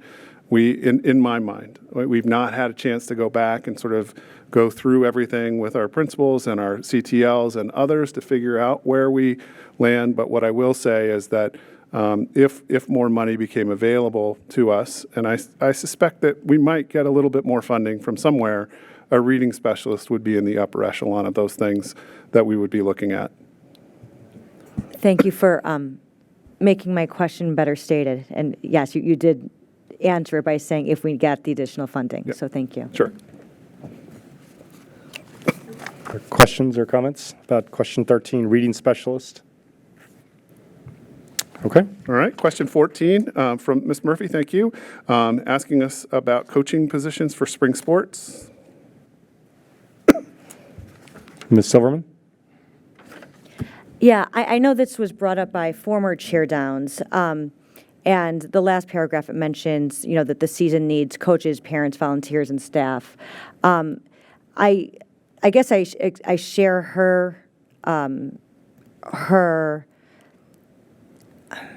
sorry, I'm just trying to think of the right, I'm tired, I'm trying to think of the right word. Her issue with possibly having parents as coaches, especially for the high school level, parents of students that are on the team that are coaching, for that specific team. If there's a lacrosse player that has their parent as the coach for that lacrosse team, just because, not only is this are these sports played for fun, but oftentimes they are played for scholarship money. They are played for college acceptance. They are played for other factors that actually have a very great impact on somebody versus that just for fun type of impact.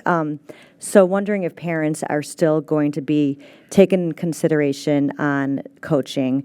And I guess secondly, wondering how early we are putting out feelers for coaches that we need. So the short answer to the second question is we do it as early as we possibly can. Brian Park, our Director of Athletics and Activities at the high school, is always looking to fill vacancies and asking people. So, for example, we had a women's varsity tennis position open, and that was filled with a teacher at the beginning of the year. So it's sort of a rolling thing. We're always seeking coaches throughout the year. We really prefer to have coaches that are on the staff also, and that there's a number of reasons for that. One is they're ours, we know them, they know the kids, they can also work with the kids around school and the like. With respect to parents, in the context of that response, it says the season needs coaches, parents, volunteers, and staff. I think it was sort of speaking to needing all of them. We have parents who are volunteers. We have parents that in some cases have been head coaches. And what I will say is that we have a work session coming up about this very topic. I think it's slated for this month, is that right, Ms. Goodell? To begin the conversation about a policy regarding head coaches, being parents specifically. But until there's a policy, I think we would still entertain parents as coaches, particularly in circumstances where it boils down to we're either going to have a season or not have a season. And there have been cases like that in the last year, 2 years, 3 years, where if we didn't have a parent volunteer step up and say, okay, I'll do the varsity whatever, we wouldn't have been able to have a team. So there's a balance there that we'll talk about at the work session. I'm looking forward to that work session. Thank you.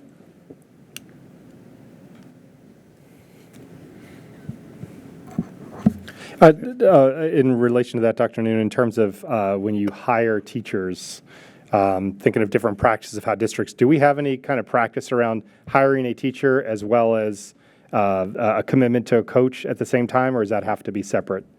They aren't separate. It's always a nice sort of added bonus, if you will, when we see on there, oh, this person has also been a track coach or involved in lacrosse or field hockey or whatever. So we do look at those. I don't know that it's necessarily weighted any greater than something else, but it is important for us to see those on their resumes. Okay, thank you. And I think Ms. Murphy might have a question. Ms. Murphy, sorry. Just to follow up, thank you very much for the information that you provided in response to this question. It was very helpful. I'm wondering if, given that it does seem like there is some difficulty in filling these positions, if any thought has been given to further incentivizing the positions, and have you considered, I don't know, what surrounding districts do to fill these positions, if there's anything in addition that we can do to make sure that positions are filled in a more timely manner? Yeah, thank you for the question. The EPEDs that go along with the scale, the salaries for these coaches, with respect to incentivizing with money, were reviewed last year, and they're very consistent with the rest of the region. That said, there may be some other things that we could look at to help incentivize. I'm not sure what that would necessarily look like. But there are the list of coaching positions that are in here seem to be the perennial difficult positions to fill. So we do try to get out there as quickly as possible and see who can join us. Sure. Thanks, Ms. Murphy. Other questions or comments for Dr. Noonan? Okay. Great. Next is question 15 about all-in tutoring. This was submitted by Ms. Murphy. Any questions about that? Any questions about question 15? Comments? Okay. All right. Question. Hold on just a second. Dr. Ortiz, was that a question or a grunt? A little one. I just wanted to, I really appreciate the detailed answer here, and I kind of suggest to anybody who's beyond this table who's interested to take a close look at it. But I noted the chronic absenteeism numbers especially at Mount Daniel, and there was something that was new to me. Is this new after the pandemic? And I appreciate that we're trying to take responses, but how has this been at the school level? Can you provide a little insight into how they've been managing on a day-to-day basis? Well, first of all, yes, this is new post-pandemic, and actually, it's a national issue that has cropped up post-pandemic is chronic absenteeism. With respect to sort of the day in and day out, we are working very closely with our school counselors, our school social workers, and our school psychologists to work with students that have been chronically absent or have some issues of attendance. We also are creating an attendance task force here in the City of Falls Church for our schools to begin looking at and continuing some of those best practices, but looking at new and sort of innovative ways to work with those families that tend to not send their students to school. I think our biggest challenge is, it's not. I think one of our biggest challenges is that we have students that leave for long periods of time for a variety of different reasons, and some of them are leisure, and some of them are for illness and maybe out for longer than necessary for illnesses. But one of the things we really would advise our parents to do to help us with this would be to schedule holidays and vacations and the like during the periods of time for which we have holidays and vacations, so that those students aren't counted against us with respect to chronic absenteeism. I don't know if you all noticed today, it looks like the guidance is changing with respect to numbers of days out for students with COVID, and will look much more like a flu. So if you're fever-free for 24 hours, you'll be able to come back to school. That also, I think, was something that stirred into that chronic absenteeism, because when students were out for 5 days, that raised the average of number of days that students were out. So now if they're out 2 instead of 5, that will help. But I think our primary group addressing this are our school social workers, psychologists, and school counselors working with those families. Thanks, Dr. Ortiz. Other questions from Ms. Henderson? Could you let us know how many students qualify for the all-in tutoring intervention? Sure. We'll pull those numbers. Thanks, Ms. Henderson. As we do that, I want to make sure everybody understands also what the criteria is for those all-in-one tutoring students. It's an unusual criteria because it also includes students that pass their standards of learning assessment. So we have kids that pass their SOLs and are considered proficient that are now also characterized as at risk for and in need of tutoring. So it's a little bit challenging for us to sort of wrap our heads around, but we'll pull those numbers for you and see if we can even bifurcate the number somehow between the students that passed the SOL and the students that didn't. And I know there have been, as a follow-up, appreciate that, that there have been some questions about whether or not we are from the community about whether or not we are offering adequate compensation for tutors, and it's been a challenge to get tutors to participate. Could you speak a little bit about that? Sure, and I would argue it has nothing to do with compensation. When I speak with my colleagues around the region that may be offering $10 more an hour than we're offering, they're also not getting people to step in and tutor. The issue with this for me as the superintendent, to be perfectly honest, is that it came right at the beginning of the school year, and the sheer volume of students that have been identified as in need of all-in-one tutoring with a cap of 10 students per tutor creates a need that's so great across the state that I haven't had a conversation with a superintendent, at least in the northern region, that's been able to meet the obligation of or the spirit of what is trying to be rolled out here. That being said, we do continue to look for a variety of different opportunities to provide tutoring. We do have a Wednesday program currently. We're starting a morning program. We're looking at other afternoon opportunities as well, and we're also looking for some online solutions that can go home because I think flexibility of program has been something that's been challenging for us because we just haven't had the staff to be able to do that. So I'm not convinced that it's a money issue. I'm really convinced that it's just challenging for teachers to do more right now too. One of our people in leadership recently said we need to be paying the teachers that are doing this up to $100 an hour, and I'm not sure that would move the needle either. Dr. New, the VDOE has some resources for tutoring. How has that panned out in terms of quantity or quality? We've reviewed those. I think they've been also challenging for us, but we continue to look at all avenues and all options. Okay, thank you. Other questions about all-in tutoring? Okay. Question 16. Yep. Question 16 is about the gifted endorsement and certification. Ms. Tice, Vice Chair Tice, excuse me. Yes, thank you. This was very helpful. Just to make sure I read it correctly, the courses are fully paid for, and there on top of that is a stipend of $500 as an incentive. That is correct. Okay, and they can move in the salary lane when they get their endorsement if it moves them to, say, a BA plus 15 or the like. and the hours that they have to do, would that count like in their regular classroom as long as they were doing targeted instruction, or is it Not quite. separate? It said they needed a practicum of 45 instructional hours. I think there's a lot of flexibility with that.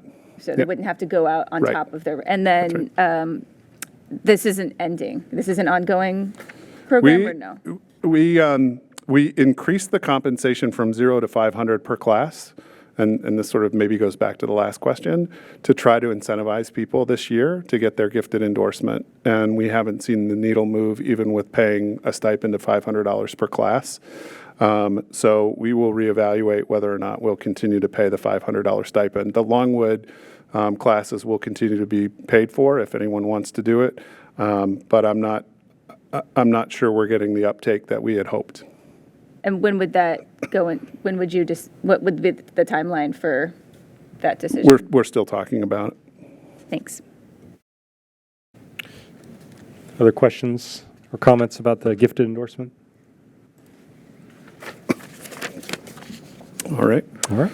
Oh, sorry. Didn't mean to take your job there. Just making sure. All right, number 17, middle school chorus teacher. I don't know if there's any comments. No? The only thing I wanted to... Dr. Ortiz? Yeah, thanks, sorry. I'm learning to raise my hand. The only thing I wanted just to, in short, I appreciate the answer. In short, basically what this is saying is that, understanding what course loads are and other requirements, this is the decision at the secondary campus regarding exactly the staffing that they need, and that's what they recommend. That's correct. Okay. It's two halftime positions that were combined to make one. Vice Chair Tice? So can you explain how the staffing changed? Last year we had 1.5 choral staffing, right? A full-time at the high school and part-time at the middle school because the other half of her time was IB, right? Well, the full-time at the high school was not full-time chorus. That person was also doing other classes. They were also teaching a course on extended essay and helping out with IB, but the middle school chorus director was a halftime chorus teacher who was also doing IB duties. Right. Okay. And how does that compare to band? Are both of our band instructors full-time? Yes. Okay. And do they have a similar number of sections or more sections? They teach things other than Same number of sections. They have 6 at the middle school and 6 Yeah, and 5 at the high school. 5 at the high school. And I guess I'm just curious if there's any other examples of staffing on the secondary campus that cover the whole 7 grades. What Rob Carey's position currently does, you mean classroom teacher positions? Just instructional. We have some language teachers that do. So, for example, French. There are high school students and middle school students that are we're using the same French teacher for both high school and middle school courses. We have math teachers that teach some middle school and some high school classes. So there are a number of teachers that teach across both schools. Right. But in those scenarios, it'd be unlikely that the kid would have that same teacher for all 7 years. Correct. Right. It just seems like no matter how fantastic the instructor or the instruction is, it seems unfortunate to only expose the students for 7 years to one process or one way of doing things. It's something to consider, and maybe trying to find some creative solutions to diversify the experience. Ms. Henderson? Oh, sorry. Other questions or comments? Okay, question 18. All right, question 18 is related to the extra pay for extra duties. These are the stipends that these folks do get for a variety of different activities. The one thing I would point out, just to sort of put a finer point on the question prior, is that one of the directors, choral director, does currently receive 3 extra pay for extra duty stipends. One of the ways to work a different voice into potentially picking up on your question, Ms. Tice, would be to think about utilizing those EPEDs differently, where those EPEDs, rather than paying the teacher of record, could get some extra support and pay the EPDs to someone else. But those are decisions that are really based at the school level and the needs of the teacher.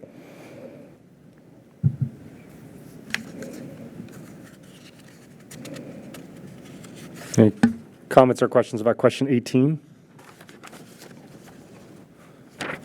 All right. Okay. Question 19 was around ESOL staffing for Mr. Ortiz. This was sort of trying to delineate out which are the ESOL actual staff in the ESOL line, and then those teachers that are also teaching ESOL that are in the regular teacher line.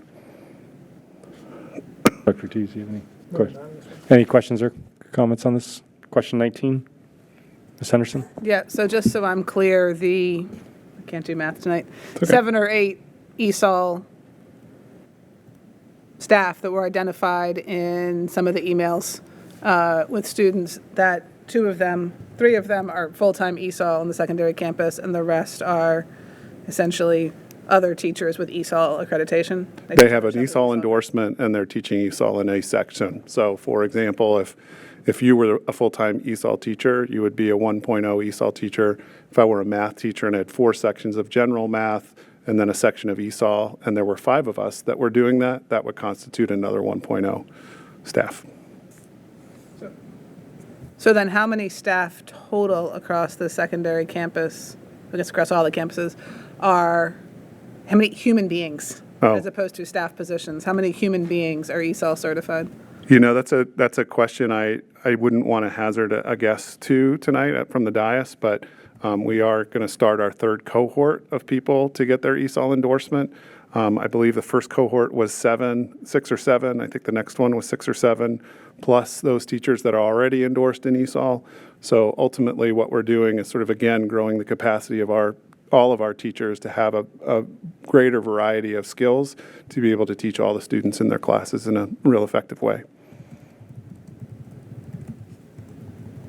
That's great. Could you get us a number when you have a chance, Sure. on the number that are ESOL endorsed? Sure. Now, and then what that looks like, what your expectation over the next number of years is? Of course. Yeah, actually, can I add just one more column to that table? Could you also include the course content that they're teaching, just to see how it's spread across the different disciplines. Other questions or comments?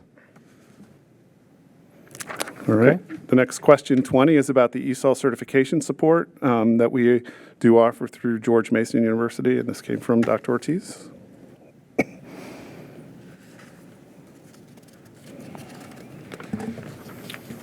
Okay. All right. Question And the 21. last one is about bilingual school counselors, and this came from Dr. Ortiz as well. Any other questions on question 21? Okay. Is there any other questions about any of the questions that were submitted? Ms. Silverman? If we can go back to two questions, Chair. Which one? Right. First, about the All in Virginia. I know Ms. Murphy had asked about, if there's a way to maybe, if incentivizing was possibly the issue. I think that, are we offering $40 an hour? We are. Okay, and neighboring is offering like 47, Depends on who you talk to. They're offering 30 to 50. 30 to 50.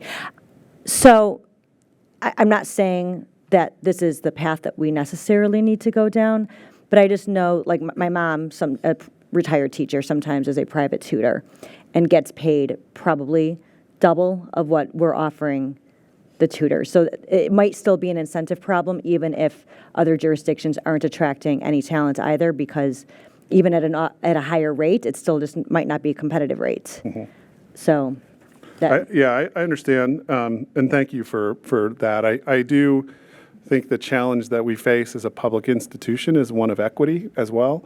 And so if we start offering one group of teachers and staff one amount and someone else another amount, it becomes challenging for us as a public entity to do that. And the other thing is that we are also looking at hiring potentially early released high school students to be tutors. So are we going to pay them $80 an hour as well, or $50 an hour? It's challenging. Again, not saying, not directing you in any sort of way Yeah. of how to do it, but just it still might be an incentive problem, even if neighboring jurisdictions aren't attracting the talent. And secondly, if we can go back to question number 2, when we had talked about All the any way sort back of. to number 2 or number? Number 2, yes. Oh, I'll have to find that. Hang on. When we had talked about subsidizing early release daycare. Oh. And after talking to my colleagues, I was wondering if there was, if putting that aside, if instead, I still see a major equity issue in the cost for many families that are really trying to make ends meet every month and trying to put their kids into an early release Wednesday program or even just the daycare program. So I guess my question to you, and I don't expect you to have the answer off the top of your head, is how long ago was that $80,000 salary cap implemented? Would you know? I don't know the answer to that question. Something that I would like to consider is if that's, I would like to make this a more equitable system and not have it so heavily on the backs of our working families, the families that are most at risk here in Falls Church City, especially with the cost of living and with the increases in the cost of living. And one idea I had, and I would like to hear from my colleagues as well, is maybe adjusting that $80,000 cap would be something that we should consider in order to help some of these families that might be struggling in order to provide daycare. So this would not be just an early release issue. This would be an all daycare issue of possibly raising that $80,000 cap. One thing I was thinking, again, open to many other ideas as well, is adjusting that for inflation from when it was implemented and seeing where that number would land today, and then we can go from there. So, Ms. Silverman, just to make sure, the budget question would be, it is a budget question, I assume. The budget question would be I wonder if it's a budget question or more of a conversation with the board to see, do you want to subsidize? I think the critical question for us before we move forward with answering the budget question is, do you want to subsidize daycare for families? Well, we already do for families making less than $80,000 a year. Mm-hmm. So I guess the question is, do we want to expand that? Based on the, just to clarify, based on the expansion of just the number of kids we support, or based on the income level that we're looking at, the 80,000? Based on that income cap, and then that would probably bring more families in. But if that $80,000 cap has been in place for, I believe, over a decade, that is, as each year goes on, that has become more and more restrictive for families. Okay. Ms. Michael, can you confirm that it's 80? That is the where the sliding fee scale comes into place in daycare, and I believe currently we have 9 families that are receiving lower fees based on income qualifications. Okay. Dr. Anderson? Yeah, so I believe that Ms. Silverman's suggestion would technically be a budget issue if we are considering bumping up the cap, and I would fully support bumping up that cap to at least kind of level with the compounded CPI. And just to be clear, I think it would be a budget question if there was board consensus to do that. So that's what I'm trying to get at first, is that sort of that threshold. Do you guys want to do that? I think a couple of board members are asking, so I believe that an answer would be warranted. Vice Chair Tice?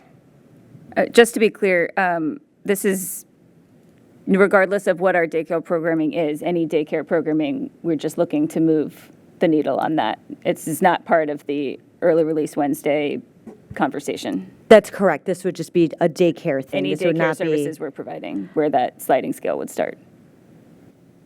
I believe there's only 2 daycare services we're providing. Is that right? It's the regular daycare service and the Wednesday-only daycare service. So yes, it would apply to those 2. We don't have right now we don't have a Wednesday only, right? So Well, through the Parks and Rec, we do. So, That's actually through Parks and Rec. That's not ours. okay, thank you. Okay, so yes, so just that one program. When you say any, I just want to make sure. I just mean it would impact any potential future ones like an early release, but that's not what we're talking about now. That's correct. We are just talking about the daycare program that we have at Oak Street and Mount Daniel. The one we currently have. Yes. Dr. Anderson? Yes, and so I would assume that this would also impact the summer daycare as well, because they use the same sliding scale. Okay, so just to clarify, because I think there are 2 issues. One is we're looking at the budget question of the 80,000 and how that is impacted over time with inflation and CPI. The other discussion about early release Wednesday, I think that was discussed about subsidizing beyond what we currently do. That is not part of a budget discussion. And right now, we don't have that as a future agenda item, although Section 11 does talk about that. So we can figure out if that's something that we want to slot. So Dr. Noonan, does that make sense about the budget question of the 80,000 and where that is reflected It in does. today's? It does. I still, and I'm hearing that there's probably consensus of the board, but There is, I do yeah. think before we spend resources and time answering that question, we'd like to, considering where we are in the budget process, we just want to make sure that everybody on the board supports that. That's what I was getting at, not just 1 or 2 people. That makes sense. So we're going to, Dr. Ortiz? Dr. Noonan, do you need a specific target number, like $95,000, for example, or is it? I think what Ms. Silverman was saying was, well, if we go back to whenever 80,000 was established, if we look at the aggregate CPIW from then to now, whatever that number is, I don't know which one would make sense, but do you need a specific number to start thinking I don't about think we need a specific number. I just need to be sure that I understand the question, and I think I do. We need to go back and look at the history of the 80,000. When was it? We could probably come up with some sort of calculation that gets us to a today number, and then share with you what would come out of the operating fund that would be transferred to the daycare fund so that they could pay their daycare staff. Because remember, that's an independent enterprise fund that is self-sustaining. So because it's self-sustaining, there's no operating money that goes into it. So if, for example, we came back and said, okay, it's going to cost $100,000 to subsidize, then I would look to you, where do you want to cut $100,000 out of the budget to subsidize the daycare program? Okay. So we'll have that as a budget question then. Okay. Do we need any help with the wording of that, or do you feel like? I think we got it. Okay, all right. Okay. I think I got it. Thank you, Ms. Silverman. Any questions or comments about that? Okay. All right, so I think that concludes the budget work session number 2. For the public, we will have a third budget work session, similar in the same process as tonight. We're now going to move on to Section 11, future agenda items. Any thoughts about future agenda items that are not? We do have a draft of different topics that are for the spring that Ms. Goodell and Dr. Noonan put together.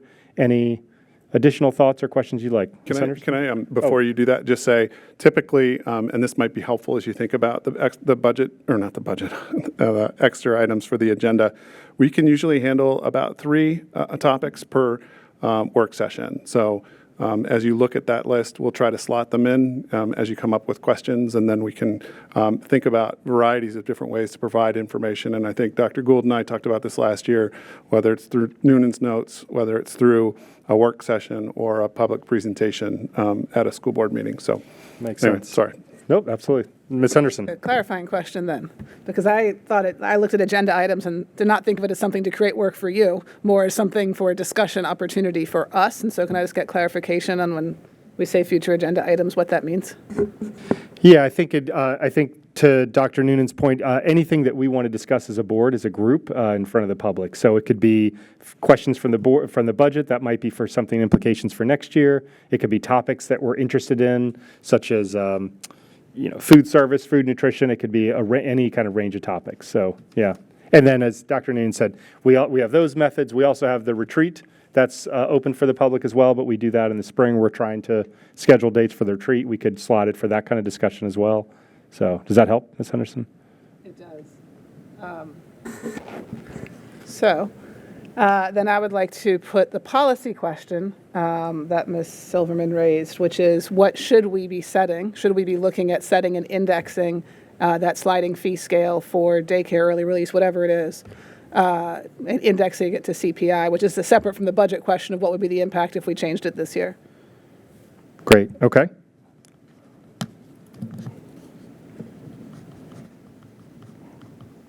Thank you. Other agenda topics or questions that you want to have that's not in a future agenda? School board meeting. Okay, and I think, Dr. Noonan, you also, we're going to move to also have this as a section on the working session as well toward the end? Yes, we hope to add to each work session an agenda topic called upcoming agenda items. So you have a sense of what's coming up at the next, at least slotted for the next meeting and then the next work session. So if there's any movement of things that you want, or if you want to add to, you certainly can do that as well. Great. Okay, that'll hopefully help us all stay engaged in terms of having opportunities to add to and shape our discussions. So, okay. All right. Now we're going to go back to Dr. Noonan for section 12.01, the superintendent's report. All right. So just quickly, I'll go quickly. Wellness, equity, and belonging is the first category that I want to just thank our school counselors at Mount Daniel and Oak Street for celebrating a great Red Ribbon Week. Last week, students learned about a wide range of actions that they can take the lead on to lead really healthful lives. Dress-up days were paired with class lessons to help students understand the concept ranging from healthy food choices to the importance of drinking water and saying no to drug use. Our athletic seasons are ending, but there's also a new beginning. That's the beauty of athletics between fall and winter and spring. But as we come to a close with the winter sports, we have a number of teams that are getting ready for the postseason. So keep your eye out, and we're excited to watch our young people participate at a really high level as they head into playoff season. In terms of IB-infused teaching and learning, a couple of notes about student scholarship. First, I want to note that our SAOs, our school-affiliated organizations, in addition to providing support to school staff, also provide a lot of scholarships to students. So Meridian students specifically, mostly seniors, can apply for every year.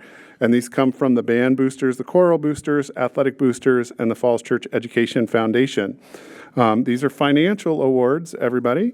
And I know Mr. Lewin has been helping us get the word out as well about the money that's available. There are scholarships for students in many areas, and the deadlines begin in February but do extend into April. And the winners will be announced at the end of the year. 23 Meridian and Henderson students performed at the District Honors Band, and 11 participated in District Jazz Ensemble, and Henderson and Meridian choruses sang at the District 10 Festival as well. The students auditioned to participate with peers from Fairfax and Alexandria, and I think at least one school board member anyway may have been there to support our musicians. STEAM Night at Oak Street is coming up Thursday night, the 15th. Everyone is invited to this amazing showcase. We are expecting about 1,000 people to participate in things like straw rocket challenges, make activities, 3D printing, and more. Come celebrate with our amazing STEAM teacher, Tosin Adatoro, and a team of 5th grade students as they present the whole thing themselves.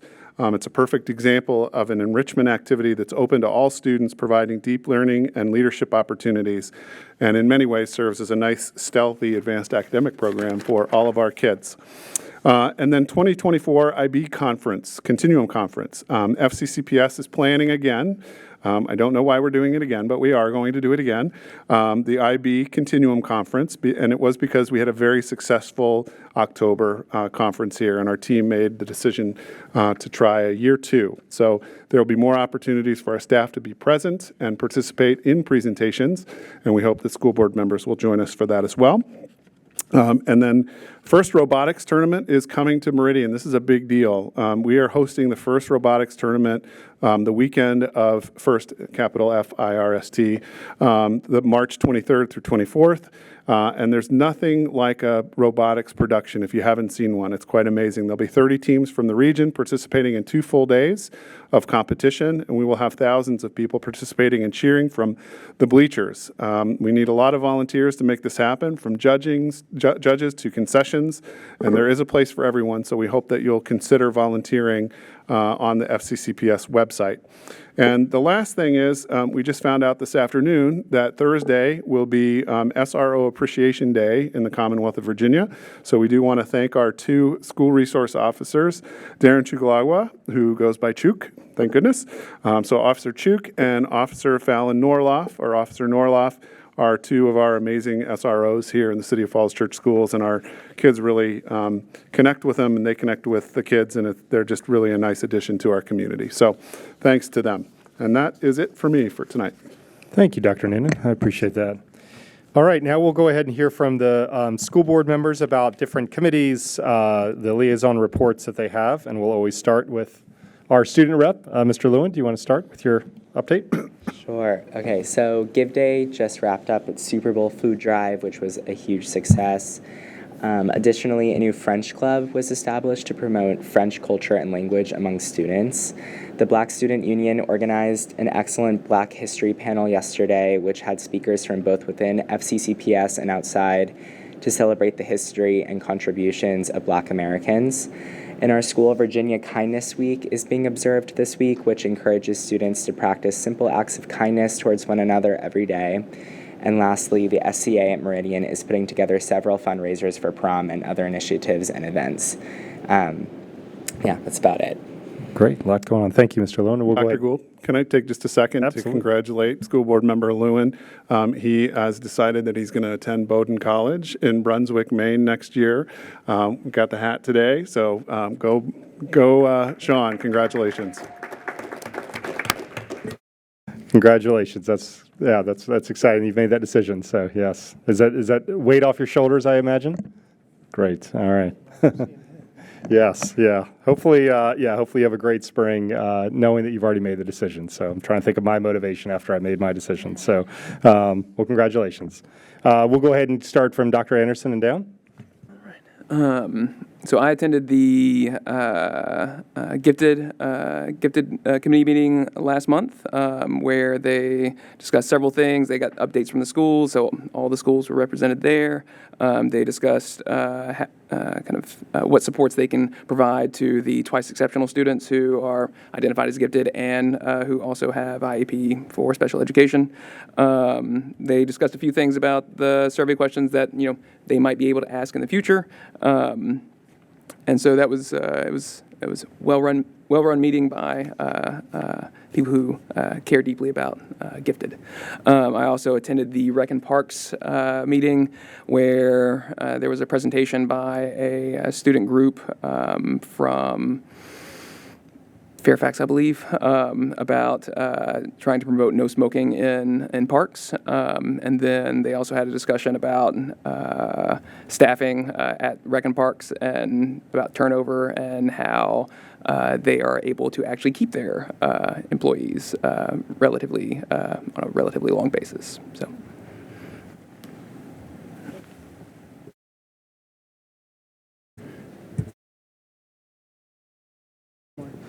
Okay. I attended the Business and Education Partnership meeting last month. Couple of highlights. Meridian is hosting a major FIRST Robotics high school competition over spring break. Everyone is invited to attend, and if anyone wants to be a judge, there are lots of different roles, technical and non-technical. A brief online training is all that's required, and they would love to have school board members and other folks, anyone from the community, join as judges. As a highlight, last year Meridian won the Gracious Professionalism Award as nominated by the peer teams. The group also talked about how to streamline requests of local businesses from the various SAOs, school clubs, and student initiatives, looking for a way to help make it easier for the community to engage with the schools and for the various school groups to engage with the community. And importantly, for this group to know, nominations for the VSBA Business Honor Roll are currently open. Our district can nominate 3, so BIE is looking into whom to nominate. Nominations are also open for BIE Honored Partners and Rookie of the Year, and they'll be bringing awards to be presented at our June meeting. Nothing to report, but I'm excited to join Health and Wellness. Thank you. My only update is that I did meet with the currently interim director of Mary Riley Stiles Public Library to discuss sort of our new way where we will engage and stay connected with the library. We had a great conversation and moving forward with some of his great ideas. Some more to come on that, but I did want to just congratulate the library. We were celebrating 75 for the city, but the library is 125 years old. So it's pretty cool. They have a year's worth of celebrations. They had a great kickoff last month. Great. Thank you, Ms. Tice. I attended the Falls Church Education Foundation meeting as well as the retreat, along with Dr. Noonan and school board member Lewin. And great to see all the activity and the ideas that are coming out from the foundation to support schools, support our teachers, and support our students. So we really appreciate that partnership. And then Vice Chair Tice and I had our first office hours at Clarendon's, where we had a number of folks come.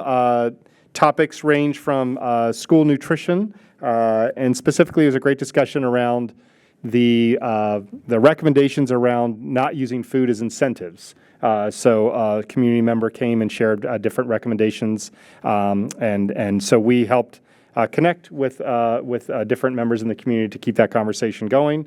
We also met with someone advocating for the advanced academic program, as well as I had a number of questions about the Mount Daniel reading specialists that we've talked about at the budget meeting and advocating for the need for additional reading specialists. And then finally, we had a great discussion with a community member about gifted identification, the reflection that we have around the gifted identification program, how well is it being implemented according to the plan, differentiation in the classroom, implementation, and then some questions about the class placement that for upcoming. So, and interesting, the last conversation, I thought it was interesting. It was a great discussion, and the person who showed up said, "I just wanted to have a conversation. I don't have complaints. There's a lot doing well in the schools, and I think for the public, we do encourage people to come and have conversations with us. That's what these are about, and we have a great time discussing all aspects. So we really had to look for the next one is a month from now. Yes, we don't know the date. So Dr. Ortiz. Thank you, Chair Gould. I attended the ESOL Advisory Committee meeting, which went really, really well. Among the topics we discussed were an overview of the ESOL budgeting, as we had some further clarifications here tonight, and then also a discussion among the committee members of ways in which the committee can help FCCPS to achieve the charge of the committee, which is to foster wellness, equity, and belonging among multilingual learners.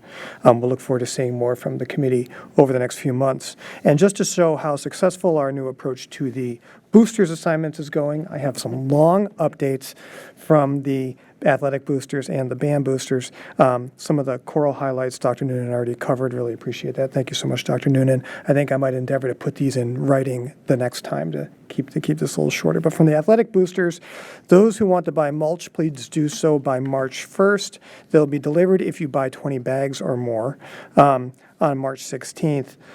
The basketball youth nights were a huge success. The 2 youth nights for the boys and girls teams allowed free entrance to elementary school children who were wearing their Parks and Rec jerseys or a favorite jersey of their team, and it was a tremendous activity. The weight room is in the process of getting upgraded due to support from the boosters and the Falls Church Education Foundation. Currently, there's some information gathering and specking of a new scoreboard for the Meridian Bowl. Those of you who have been there note that on a foggy evening you can't even see it. There are $16,000 of athletic scholarships that will be awarded later in the spring. We really look forward to seeing our student athletes put in applications for those.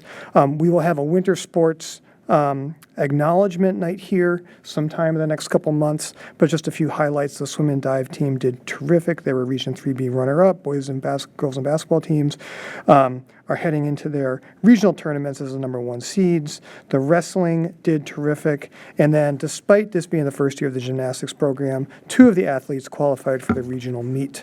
And spring tryouts are on February 19th. So if that wasn't enough, from the band boosters, thank you, Dr. Noonan, for the shout out regarding the district band as well as the district jazz band.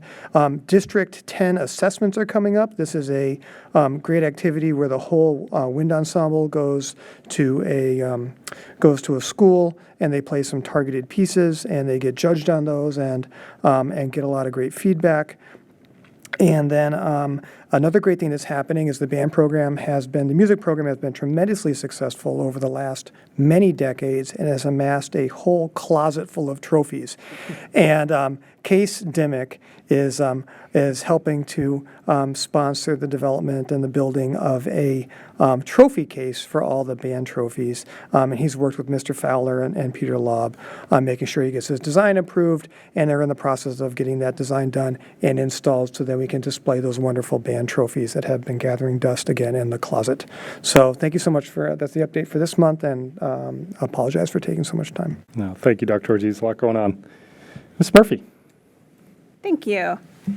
I attended the Special Education Advisory Committee meeting on February 5th, during which there was an informative presentation on special education services that are currently being provided in Oak Street by the Oak Street Special Education Administrator, Jennifer McCormack, and Principal Kareem Doherty. There were a lot of very good questions asked by some of the other members of the committee, which were all, I think, well addressed by the two attendees from Oak Street. Let's see, we heard a very positive report of the State Department International Schools visit, where it sounds like there were some very valuable connections were made and a lot of important info was shared. The next meeting is on March 4th at MAH. I also attended the Health and Wellness Committee meeting on January 18th. We got updates from all the schools on the exciting things they have going on to promote health and wellness. There are things like lessons on body safety, mindfulness lessons, lessons on drug abuse and the importance of sleep, and efforts at Meridian to engage students in conversations about anti-hate. There was lengthy discussion on ways that the committee can partner with the PTSA on some programming ideas for the spring. Some ideas were kicked around, all very hot topics that I think would be great for our schools. They also discussed concerns about the recess time at Oak Street, and some solutions that could be implemented there. The next meeting, which will be attended by Ms. Silverman, is going to be April 4th at 6:30. Thank you, Ms. Murphy. All right. That concludes the board and student liaison comments. We're now on to section 14, approval of minutes.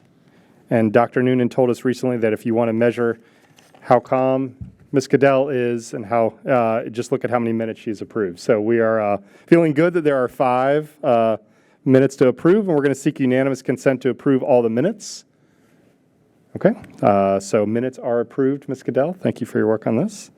And then we've got section 15, approval or materials for board review, 1501 enrollment, and 1502 the monthly budget monitoring report. And as Dr. Noonan mentioned last time, we went through the detail last meeting, but then going forward, if there's any questions, we can raise it, but we'll just keep moving forward. Okay. Seeing none, then we will go ahead and move to section 16, and we will move to adjourn. Thanks, everybody. Thanks for attending.